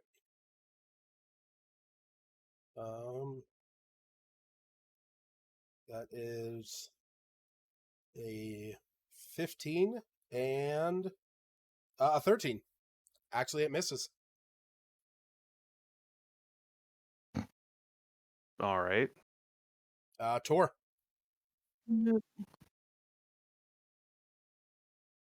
All right, try to finish this fucking thing off.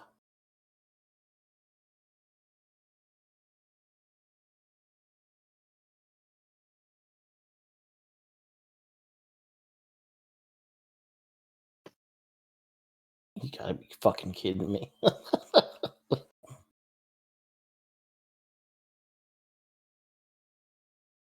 I don't see anything yet. Oh. Hold on. Hold on. Hold on. Don't say anything just yet. I won't. Let's see here. Where's that fucking ability? Where's my extras?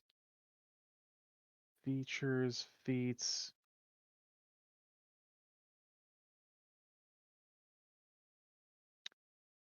As a reaction, grant a creature within 60 feet of you a bonus to their attack roll equal with a +2. So does a +2 make that hit? I don't think it does. With a +2 and the fact that you are extra- flanking it, yes. There you go. Oh, well then. Punch him right in where his dick used to be. I'm actually hammering him with my great club. Even better. Hit him with a Hammer great where his dick was.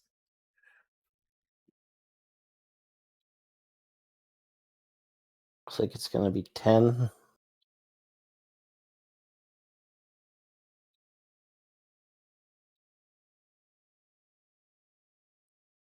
Hey, guess what?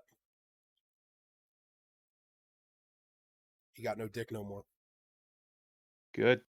Way. Now, can one move and take their bonus attack? Yeah, you can move as long as you still have movement. You can move at any point on your turn.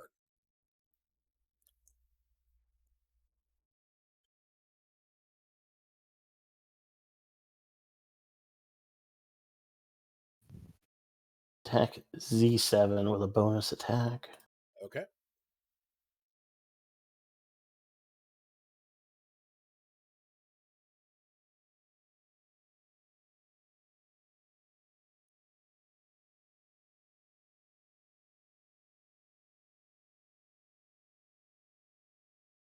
That should hit.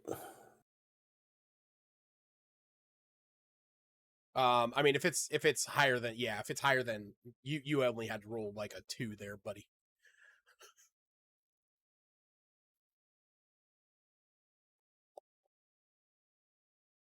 And 6 damage. It's not dead, but it's hanging in there.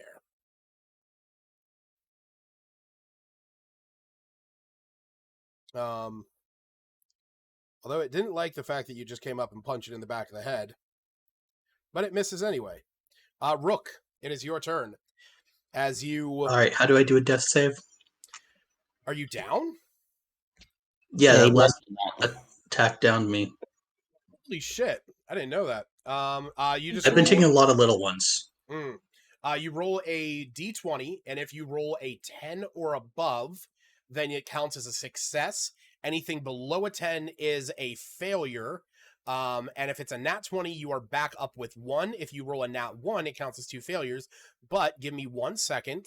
Let me turn that off. And what I want you to do is go up to the little chat log, go up to the game log, or actually just do this.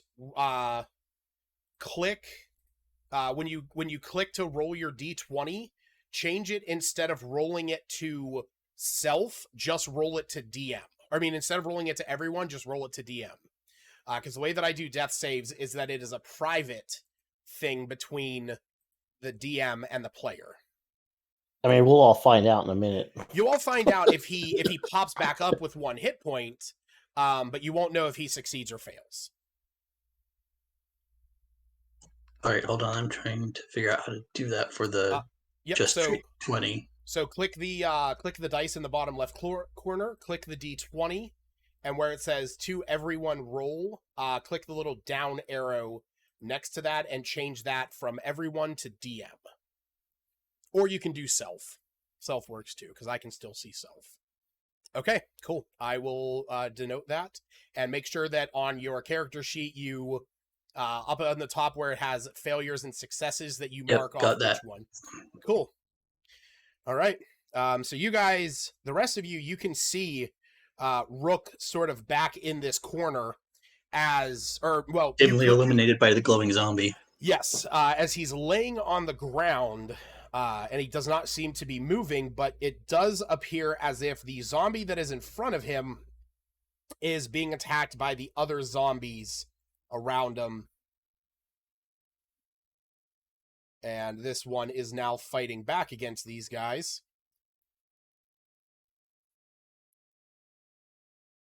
Willow. Oh, geez. Using the healing kit as a healer is an action. Correct. Right? So, can't use it twice. I was hoping I could use that as a bonus action.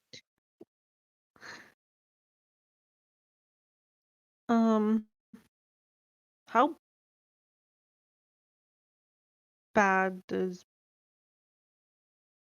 Oh my god, well, I can't remember how to say the name. Peregrine? Look. I've got 7 hit points. Not looking great. You look very bad. Slightly worse than me. Great.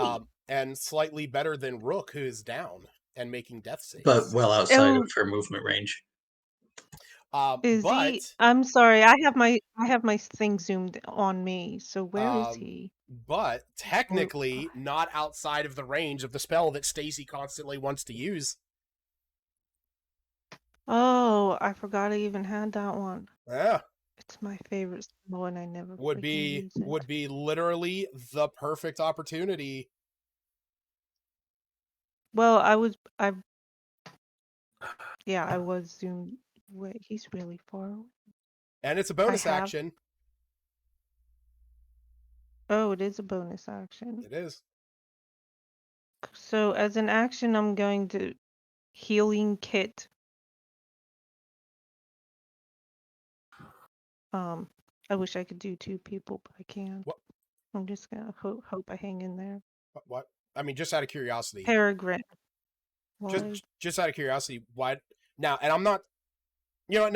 No, you do your thing. You do your thing. Sorry, I'm not gonna interrupt. Go ahead. For the backseat DMs, we got a My bad. backseat role player. My bad. My bad. No, go ahead. Do your thing. Do your thing. Sorry. Go ahead and healer kit Peregrine. Right, and then if it's a bonus action to rescue, then I can still do that, right? Okay. Yeah, absolutely. So go ahead and roll the 1d6 plus 4, plus 4, because it's going to be 1d6 plus 8 for Peregrine.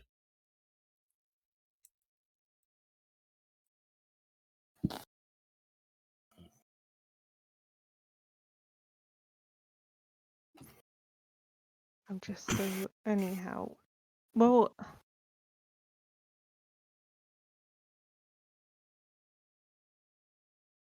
I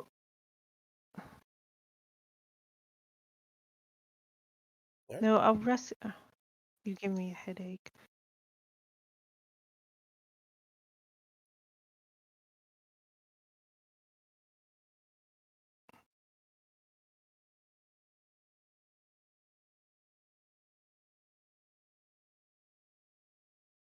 Okay, go ahead. Did you roll your 1d6? Well, I did not see.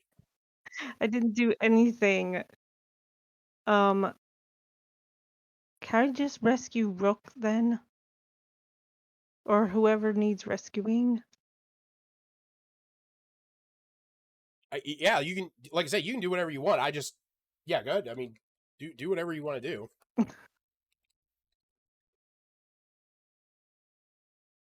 Did I cast it? Cast rescue on Rook. That zombie's not like in the way, is it? I mean, you can move when you rescue a creature. When you rescue a creature, you can they maneuver around there. So, are you rescuing? Are you casting rescue on Rook? Yeah. Okay. I already clicked it. Cool. So with that, everyone else, Tor and Peregrine, you guys can see this spectral chain shoot out from Willow. I imagine since she is a clockwork sorcerer, there is yeah, I imagine it is something along the lines of like the chiming of bells and gears as it is pulling Rook back to within 5 feet of her. Okay, now we're all up here near dead, or He's down.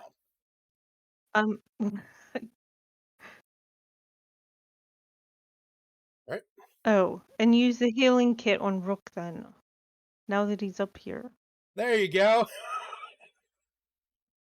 Go ahead and roll that 1d6 plus 8. Is that something I click? No, you just have to roll 1d6. 1d6. But yeah, it also adds Right, it's 1d6 plus 4. Hit points. Yeah, it's 1d6 plus 4 plus the character's maximum hit dice. So that's why I said it's 1d6 plus 8. So Rook, you're back up with 11 hit points. Way. Now we're all very injured. Just need a good night's rest though. Somehow.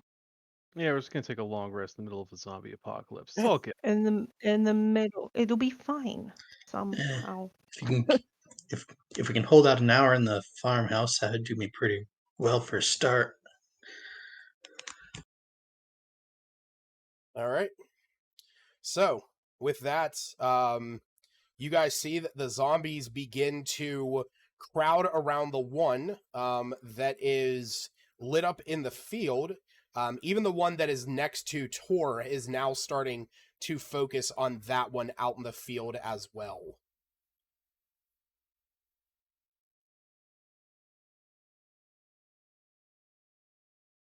Peregrine, it is your turn.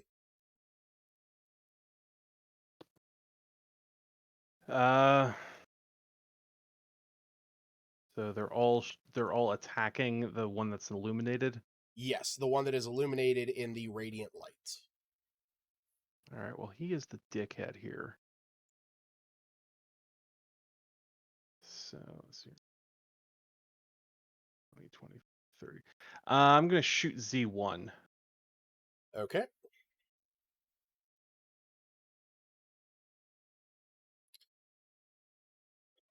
That hits. Roll your damage. Oh, wait. Actually, yeah. Even. Yep. No, he's blown to bits. Good.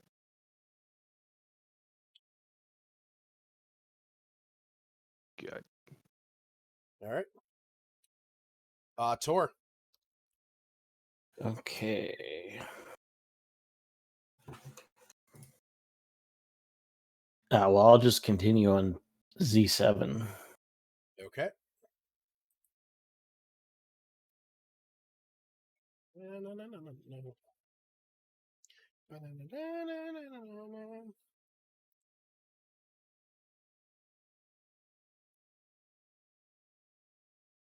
It's going to be another 3. Ooh.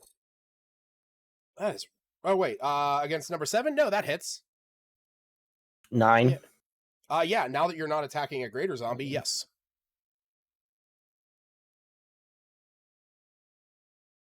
So the point is, that all my great club rolls have been 3, 3, 4, 3. Oh. Man, that's rough. It's 12 damage. Yeah, he is dead. You see these two zombies going at it with one another out here in the field. And from there, you can actually see from the fields around, in like just beyond the darkness. And those of you with dark vision, you can see this. The radiant glow of this zombie is now starting to attract more to its location.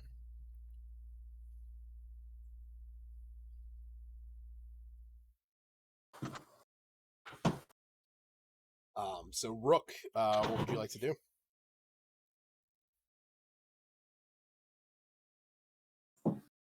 Well, I'm actually going to finish my turn by...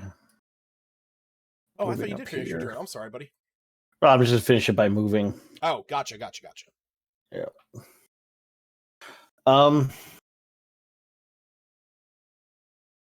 We don't see the farmhouse or anything at this point, do we? It's still a ways off considering it's nighttime. But with the attention of what is going all the gunshots that have been going around, and Peregrine can't see this at this point, but you guys can definitely hear shuffling sounds in your direction. Like you could make a run for it. I will say this. Anyone who has any experience with the undead to any degree, you might expect that this was enough commotion to maybe give you guys enough time to make a good break for it. Just thinking about maybe some icing on the cake. But he may not be able to do it. Rook, can you make that zombie scream again? Yeah, no problem. So he's going to, on his turn, move 10, then make G2 emit a piercing scream, target Z9 with his Hexblade's curse, so that when it dies, he'll get some hit points, and then uses the rest of his movement to head due north. Oh man, that's awesome. Okay. You're welcome. Yeah. Yep. You are. As you do this, you hear. You all hear this ear-piercing screech coming from G2 as it's trying to fight off this zombie that's attacking it. And the moment you see G2 swipe into the husk of Z9, Rook, you get this revitalized energy, and as you feel that, like I said, everybody can see these other zombies, these shadows now moving through the darkness of the field, coming out to attack this zombie that you guys have been dealing with. Are the rest of you following suit and heading up with Rook? Yes. Yeah. Yeah, but can I use the healing kit? Does it only have to be in combat, or can No, it you can use a be healing at kit outside any of combat. Well, then can I use it twice if we're out of combat? Yeah, I'll say. So yeah, I'll say if you want to use it as you are running up the field, you can do that. Who would you like to use that on? Myself and Peregrine. Okay, go So ahead and would I roll. roll a d6? Yeah, you roll a I'll d6 do and then you myself add first. 8. Oh. Did it? Oh my god. All right. So you get 9 hit points, and then go ahead and roll your d6 again. You guys are going to see yourself disappear there for a minute. We almost saw ourselves disappear. Wow. Exciting. All right. Okay, So yeah, you both get 9 hit points. 9. The healing kit, I can only use it once per person per long rest. Correct. Or short That's rest. the one. That's the big drawback for. Well, it's a short rest as well until you finish a short or long rest. I thought that's what I was gonna check. I couldn't remember. So, as you guys start to make your way up this road, you can see the shadows out in the wheat fields beginning to congregate in the direction of where that scream was. Are you guys trying to move quietly as quickly as you can, or are you just running as quickly as you can? I'm going to try to move quietly this time. Yeah. Yeah. Since we don't have that horse moving as fast as it does. Then everyone roll me stealth checks, but roll with advantage.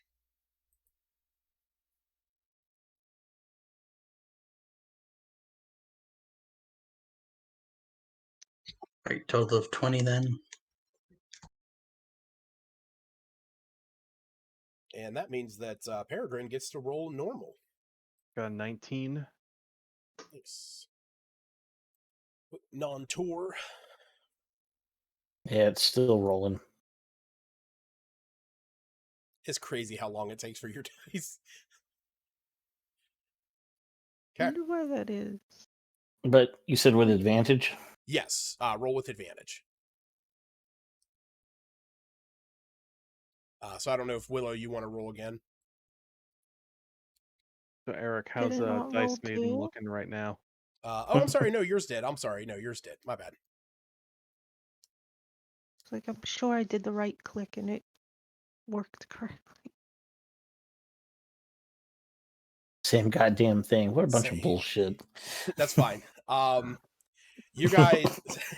So, as you guys run up this pathway, you're moving as quietly as you can. You're trying to stay as low as possible. But Tor, the barrel on your back is just, for some reason, it is starting to weigh on you. There's an almost unnatural heaviness to it that you normally, you know why you have that barrel. But it feels like it is now heavier than it has been before. So you're kind of like lagging behind, and as the zombies that are in this area, they're moving down towards where that scream was and where your conflict with the other zombies were.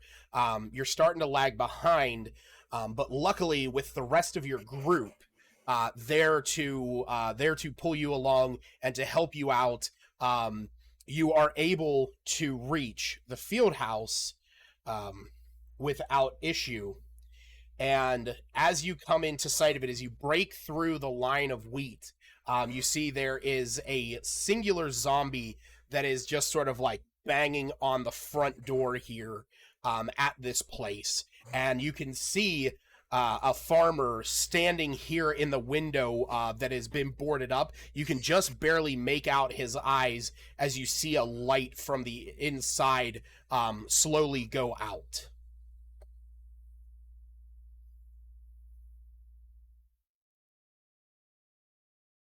We're up to it's not a farmhouse, you said. It is a farmhouse. Oh, I thought you said it was something smaller. Nope, it's a farmhouse. You just can't see all of it because you're on a map. If you want to see it real quick, any of it. There you go. Oh, you can't see it at all? There you go. Yeah, map's black. Yep. How's that? Still black. Wait, it's still black? Well, Oh, I had to move this thing way down. Where'd it go? whoa. Still black. Oh my goodness. Just 4 characters in an empty void. What about now? There it is. Yep. That's it. I see something. I don't know why I have to do that every time. I have to go in and like change the daylight value in order for you guys to ever see it. But you should see a singular zombie standing in front of a structure where you can see somebody on the inside of a building. Cool. Somebody go punch it. Rip its head off so we can go inside. You guys would have a surprise round if you guys want to attack this thing.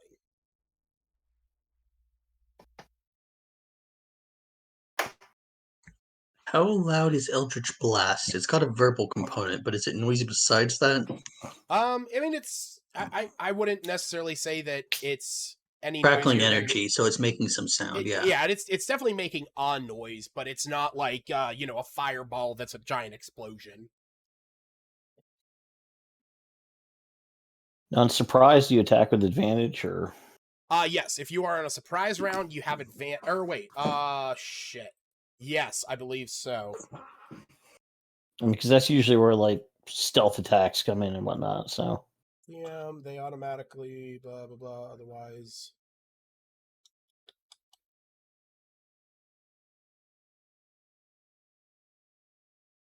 We each would get an attack. wait. Actually, I don't. I don't know if that's actually a thing anymore.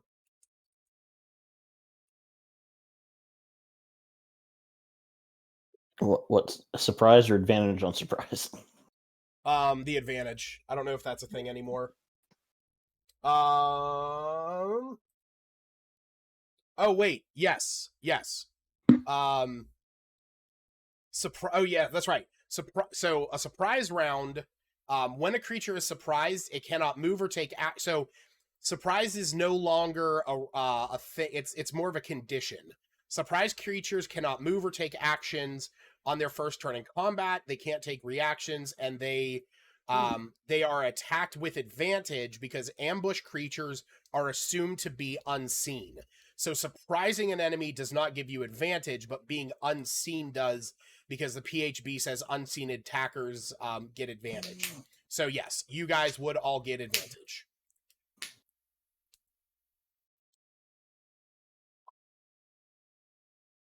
Cool. I'd probably do Firebolt. Okay. Because it's a Go ahead cantrip and anyone who wants to attack this zombie, be my guest. All right. we do with advantage. Are we acting in initiative order or just No, doing whatever? you guys would all get your attacks right off the bat. So, and I'm gonna say probably this thing will not last. So we'll say it all goes down in a really cool fashion. So. Right. I just hit with a firebolt. Did I hit? I presume I did. Yeah. Got pretty high. Anyone who rolls their hit above an 8 My mouth. hits this thing. I did Oh. 1 damage with Eldritch Blast. I see that. That's rough. Ooh. Force damage, if it I matters. don't need Force damage is 3. good because force damage is one of those Almost things nothing that, resists it. yeah, And it, helmed horrors are the only things that actually have have any kind of resistance to it. Those motherfuckers actually immune to it, which is crazy. I'll try to avoid. All right. So we got Rook. We got Peregrine. Oh, what kind of elemental weapon are you forging, Peregrine? What's around me? Oh, I mean, it is up to you. Tor has a flame. There is we'll say there's a what's It's that? fire. It's Okay. fire. There's a bolt of force flying through the air. Yeah. Awesome. So yeah, we will say that you guys okay, so we got Tor. Yeah. We got Eldritch Blast, Firebolt, and yeah, sick. So, here's how this scene plays out. As you guys run up, you break through the line of wheat, following this path leading up to the farmhouse.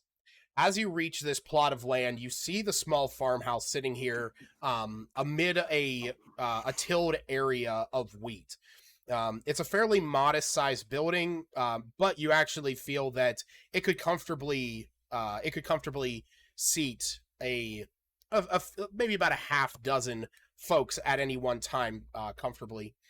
You see a zombie scratching at the door as a singular light is snuffed out from the inside of the building through the cracks you can see in the boarded up windows as a face is peering out as they see you break through this line. The moonlight is casting a glow on the area, but Tor's torch is guiding you to your target. Rook, you blast out with an Eldritch Blast, which garners the attention of this zombie as you hit it in the back and it thumps into the door. As you do, a bolt of fire shoots out from Willow's hand as Peregrine, you run up as the bolt of fire hits this thing and you grab the flames from Peregrine or from Willow's bolt, forming a weapon in your hand as you and Tor take strikes at this thing, Tor bludgeoning it and you slashing into it with this flaming elemental blade, just cutting it down to size. As its body hits the ground singed and scorched, you hear shuffling on the inside of the building as a muffled voice, as a terrified muffled voice speaks out. Who's there? Who's out there?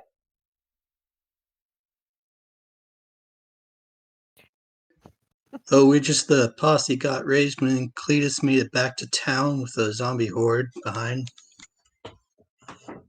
Oh shit! I didn't mean to do that.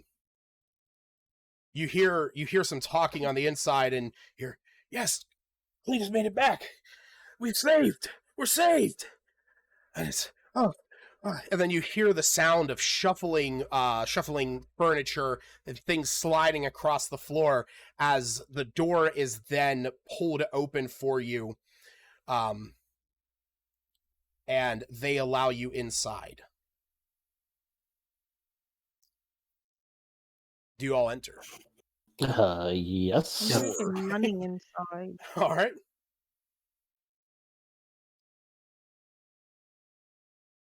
and help them slam, bolt up, whatever, shut the door. These all like siblings? No, this is just They- because I only have one image for the commoner. Clones? This is just the commoner token. It is just what it is. But no, so as you get in here, let me see, here we go. I had a picture saved somewhere. I just gotta pull it up. Where was it? Well, hello, ladies. Yeah, here we go.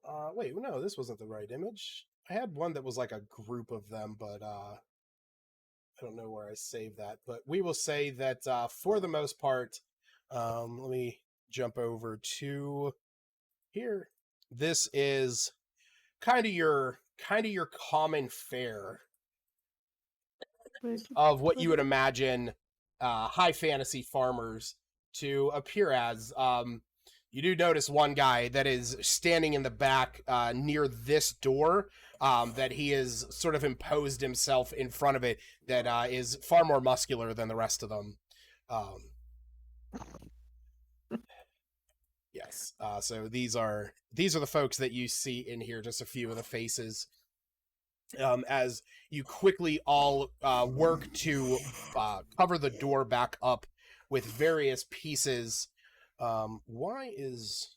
Oh, shoot, I never... Oops. Those should all be visible. There's a I don't know scar why... in his face. I don't know why they're not. That's weird. Like Willow scar. Why would you Google muscular farmers? Or No, I something? What's literally going on? Googled D&D farmers. D&D. Yeah. I just Googled D&D farmer, and I got that one guy, and I'm like, I fucking love this dude. His name's Bjorn. Bjorn. And as you guys shuffle in, the door is shut behind you, and the boarding is put back up over this place. You see these farmers. They're standing around. A few of them are over by the windows as they're peering out through the boarded up pieces in the windows. And the one who you were talking to just moments ago looks at you and says, "So Cletus made it back all right." Yeah, he made it Yeah. back in one piece. Oh, thank the gods! Thank the gods! We were so hoping, and we were hoping and praying that he made it there okay, because we tried making as much ruckus as we could, and well, unfortunately, Daryl didn't make it out of that one. We had to board up. We had to board up the hallway. A few of them got into the window, and as he says that, he points down this hallway. That there is a few barrels and crates and chairs that have been piled up right here, and you can hear the sound of like shuffling and shambling in this room back here. As you can see that there are 4 doors along this section. In fact, if you guys actually want to see the map, there it is. So who's sleeping it off? Who's in the bed? That's Daryl. That's Who's Daryl. the lazy motherfucker? He's Yeah. like, If yeah. If you zoom in, you'll see that he has a Is he pretty gonna happy wake face, up? even though he's got blood coming out from his ear.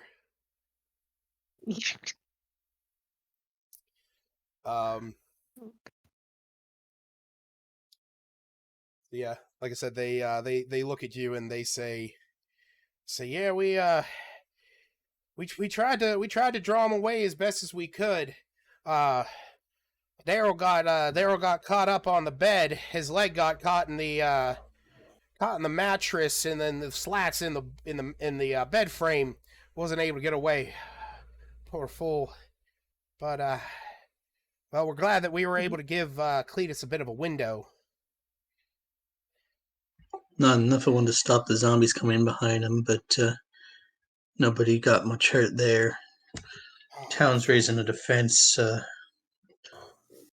but where all the help it'll be coming from that way for the rest of the night, I'm afraid. And when you say that, he sort of looks across all of you and he says, Well, I ain't gonna lie. I mean, you definitely seem more equipped to handle this than we do, and sort of gestures just across the small crowd of farmers. Says, unfortunately, we don't know how much time it's gonna be before they come back.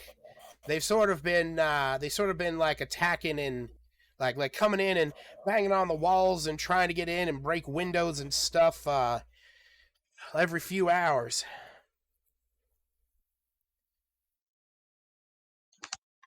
Yeah, they've been. From what we saw, they're heading for anything that makes much sound or emits much light. And they really don't like radiant energy.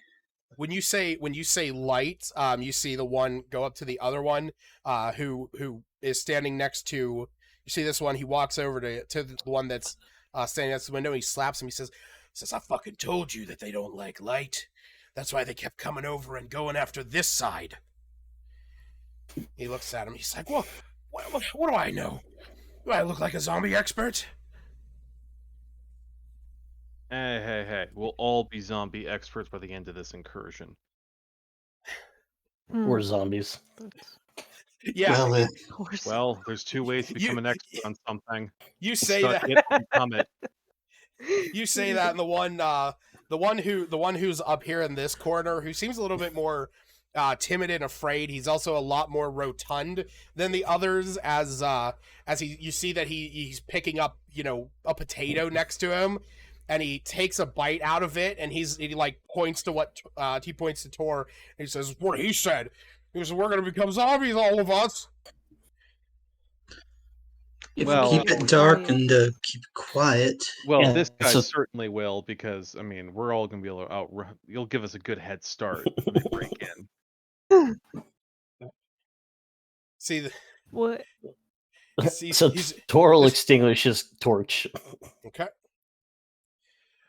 Yeah, as you're all as you all stand in here with the natural light from outside as your only light source at this point. And The he'll one, yeah, go ahead. he'll take off his barrel and kind of tentatively look inside of it.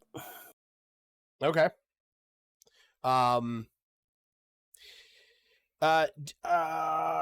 Do you have? Is there any liquid in there? Like, I know what you've sent me. But is there anything at the bottom of it, or like any amount in there whatsoever? I mean, not that he puts in there. Right, but I'm just saying, like, is there anything? Is there any liquid in there at all? No. Okay. So yeah, as you open it up, as you take a look inside,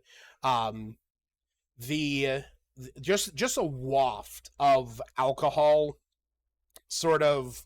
It's not really like no one else can smell this, but it's more in your own head. It is just that memory of the alcohol, and you sort of blink as you're looking down into this, and as you blink for that moment, it almost appears as if there is just like a smear of blood at the bottom of the barrel that catches your reflection, and as you shake your head and blink again, it's gone.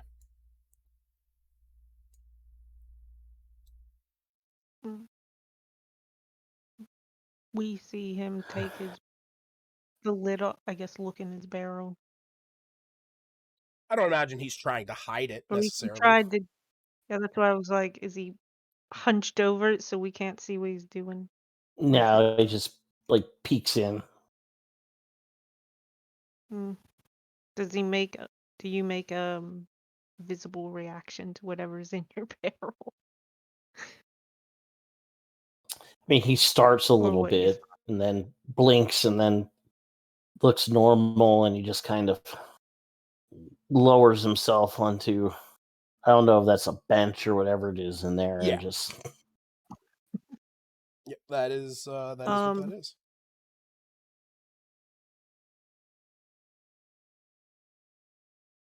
Oh, there's the one I was looking for. Ooh, little barrel. So, Willow wants to clarify with one of these farmers. Their friend Daryl is resting or is no longer It's eternally with us? resting. He looks at you. He looks at you. He goes, "If by resting you mean his jugular was ripped out by one of those creatures of the night, Okay. and I mean I don't know what happened to his body. The last thing I saw was that he laid there in a gasping pool of his own blood." Oh, okay. So he's still in there. I presume so, unless they dragged him out. But and he sort of pauses and listens down the hallway, and you just hear this like scratching noise and like this bumping and shuffling. Yeah, no, it sounds like he's still in there. Oh my. Okay. So he turned. As far as we know. Awesome. That's why we blocked it off.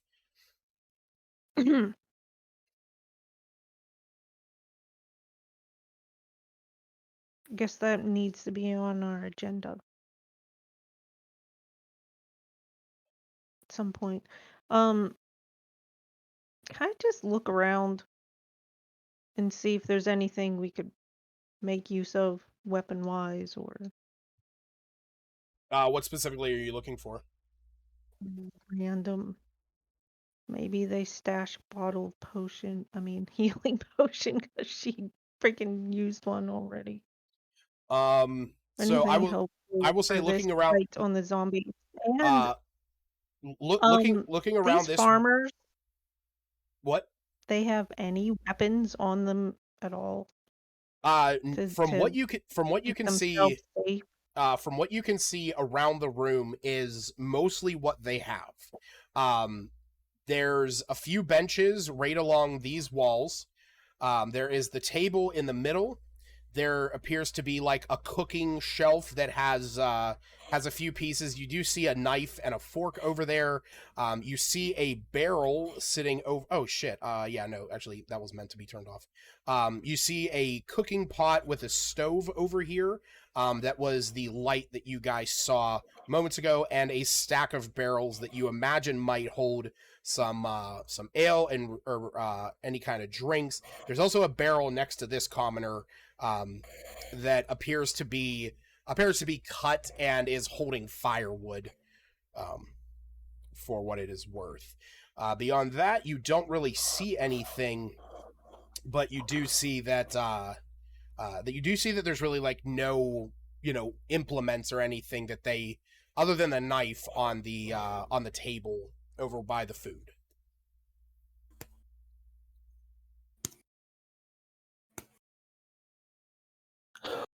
Was this place secure enough for a long rest, or? From what you can see, That's also it does not appear that so long as there's enough people taking watch and keeping an eye on the windows and stuff, you imagine you might be able to be here for a few hours, but you don't know what kind of numbers have been coming to this location trying to get in.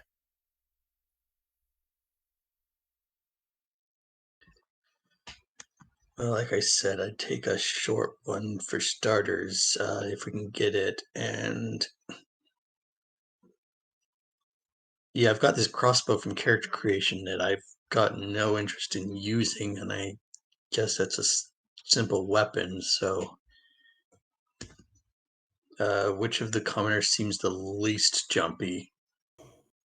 Seems the least jumpy. That would definitely be Bjorn. But he looks like more of a melee threat. I will say that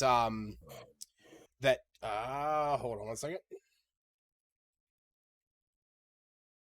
I also have a short sword from character creation that I don't use. All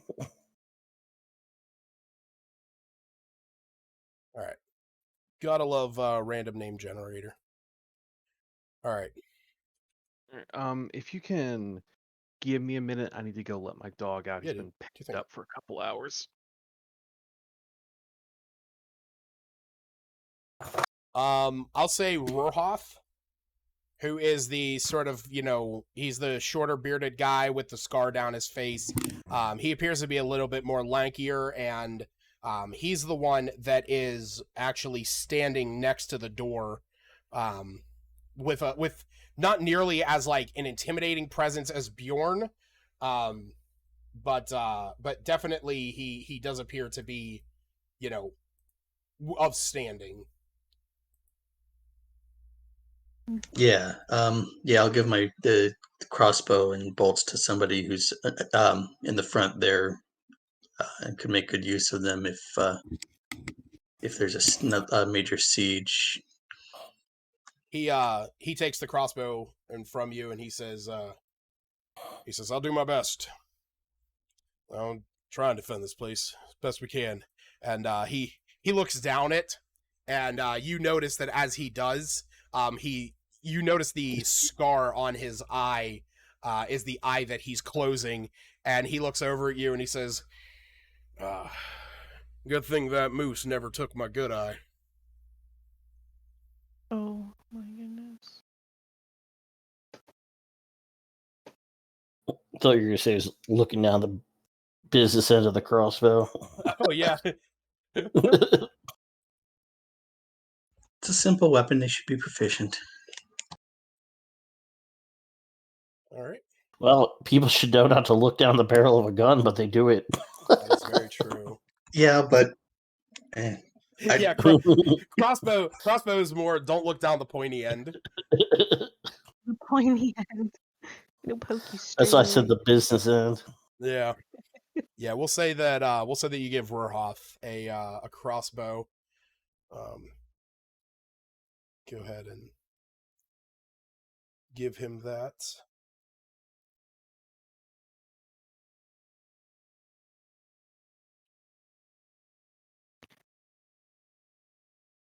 I don't actually know if this is gonna change anything, but we'll see. Oh, look at that.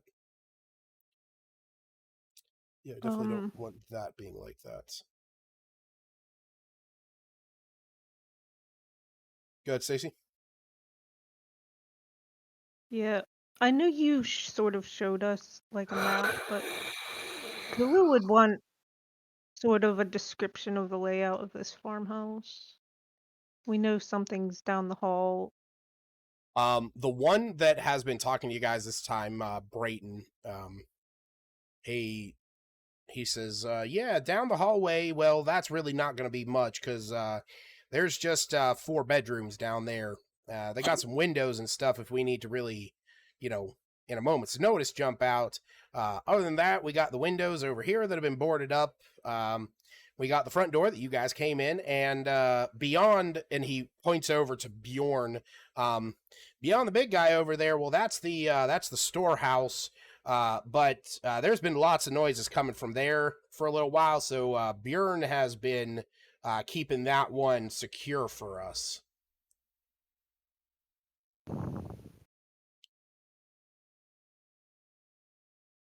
So the rest of the house is just some bedrooms.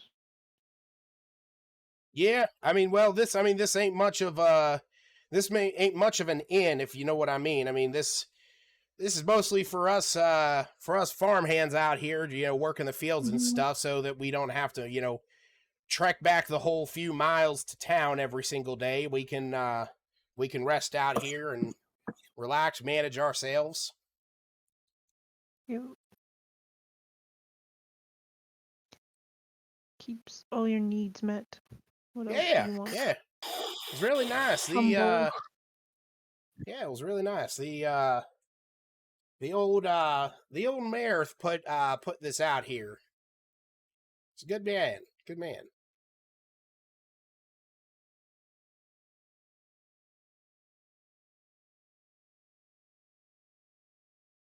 So we trying for a short rest or a long rest, or are we gonna I say we take out their friendly zombie farmer? Make sure. If we keep quiet and dark, I think it's unlikely to make any concerted effort to get through that barricade in particular with all the walls and windows it has to choose from. Miss anything? The most that you found out, or the most that the group found out, was that this farmhouse was requisitioned to be built by the old mayor of Crespitoke, not the current one. Oh.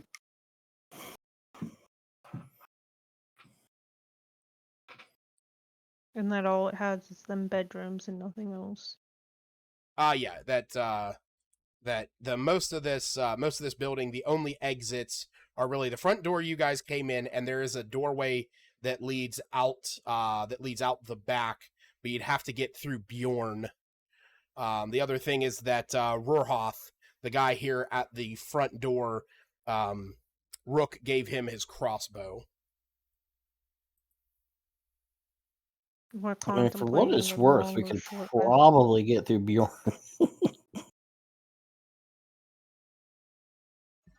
I don't. Until an actual problem arises from the storeroom, I prefer to keep quiet and hope it stays where it is. Sure.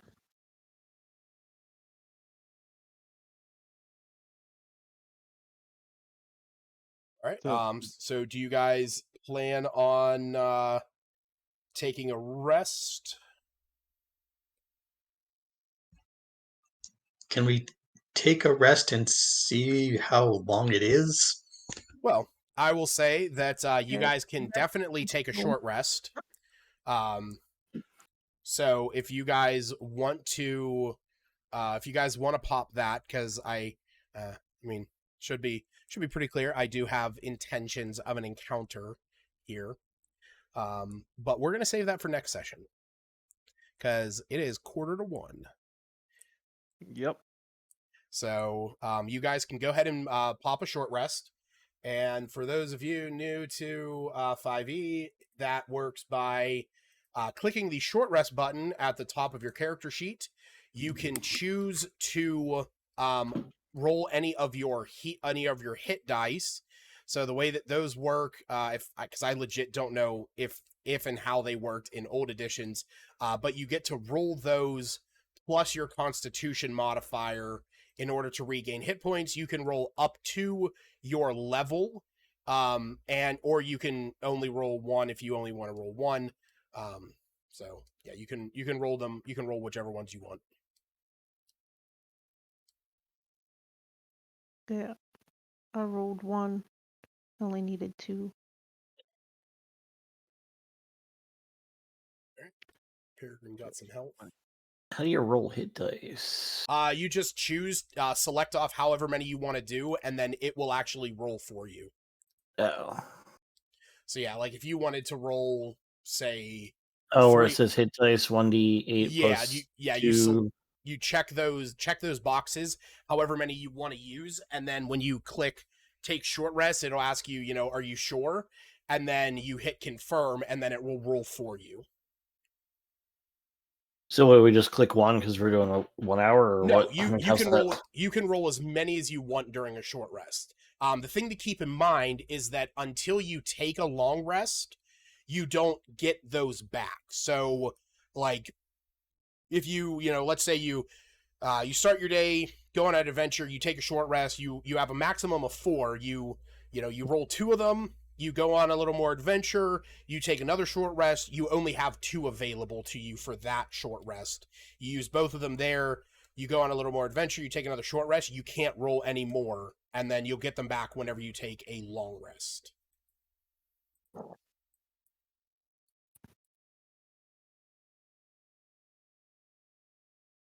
So how come it didn't actually roll it? Do you have the button selected that says automatically apply healing with dice result? Yes, I guess. And it didn't roll them for. When you click however many you want, click the button that appears underneath them that says like 3d8 plus, or 3d whatever. I think you're actually all d8s. Oh no, wait, no, Willow's a d6. So yeah, once you select your boxes, you'll see that a button appears underneath those boxes that says like 3d8 plus 6 or 3d8 whatever you or like 1d8 whatever you want to roll. It does not. I clicked No? 2 boxes and it doesn't say anything. Okay. If it's not doing that, if it's acting up, just roll them down in the bottom left corner. Because it says short rest taken, but it doesn't roll anything. That's fine. Like I said, as long as you register that you had the Yeah, I think you have to click the roll for those before you take the rest, and once you take the rest, even if you didn't click it, you'd have to click more boxes to get the healing thing back. Yeah. Like I said, if you just go in the bottom left corner of your screen and roll them manually, you can do it that way as well. It's not a big deal. And then, yep, just go ahead and make sure that you heal yourself up for whatever you gained.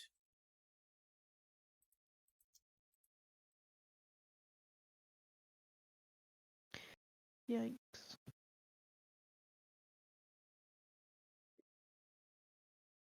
It's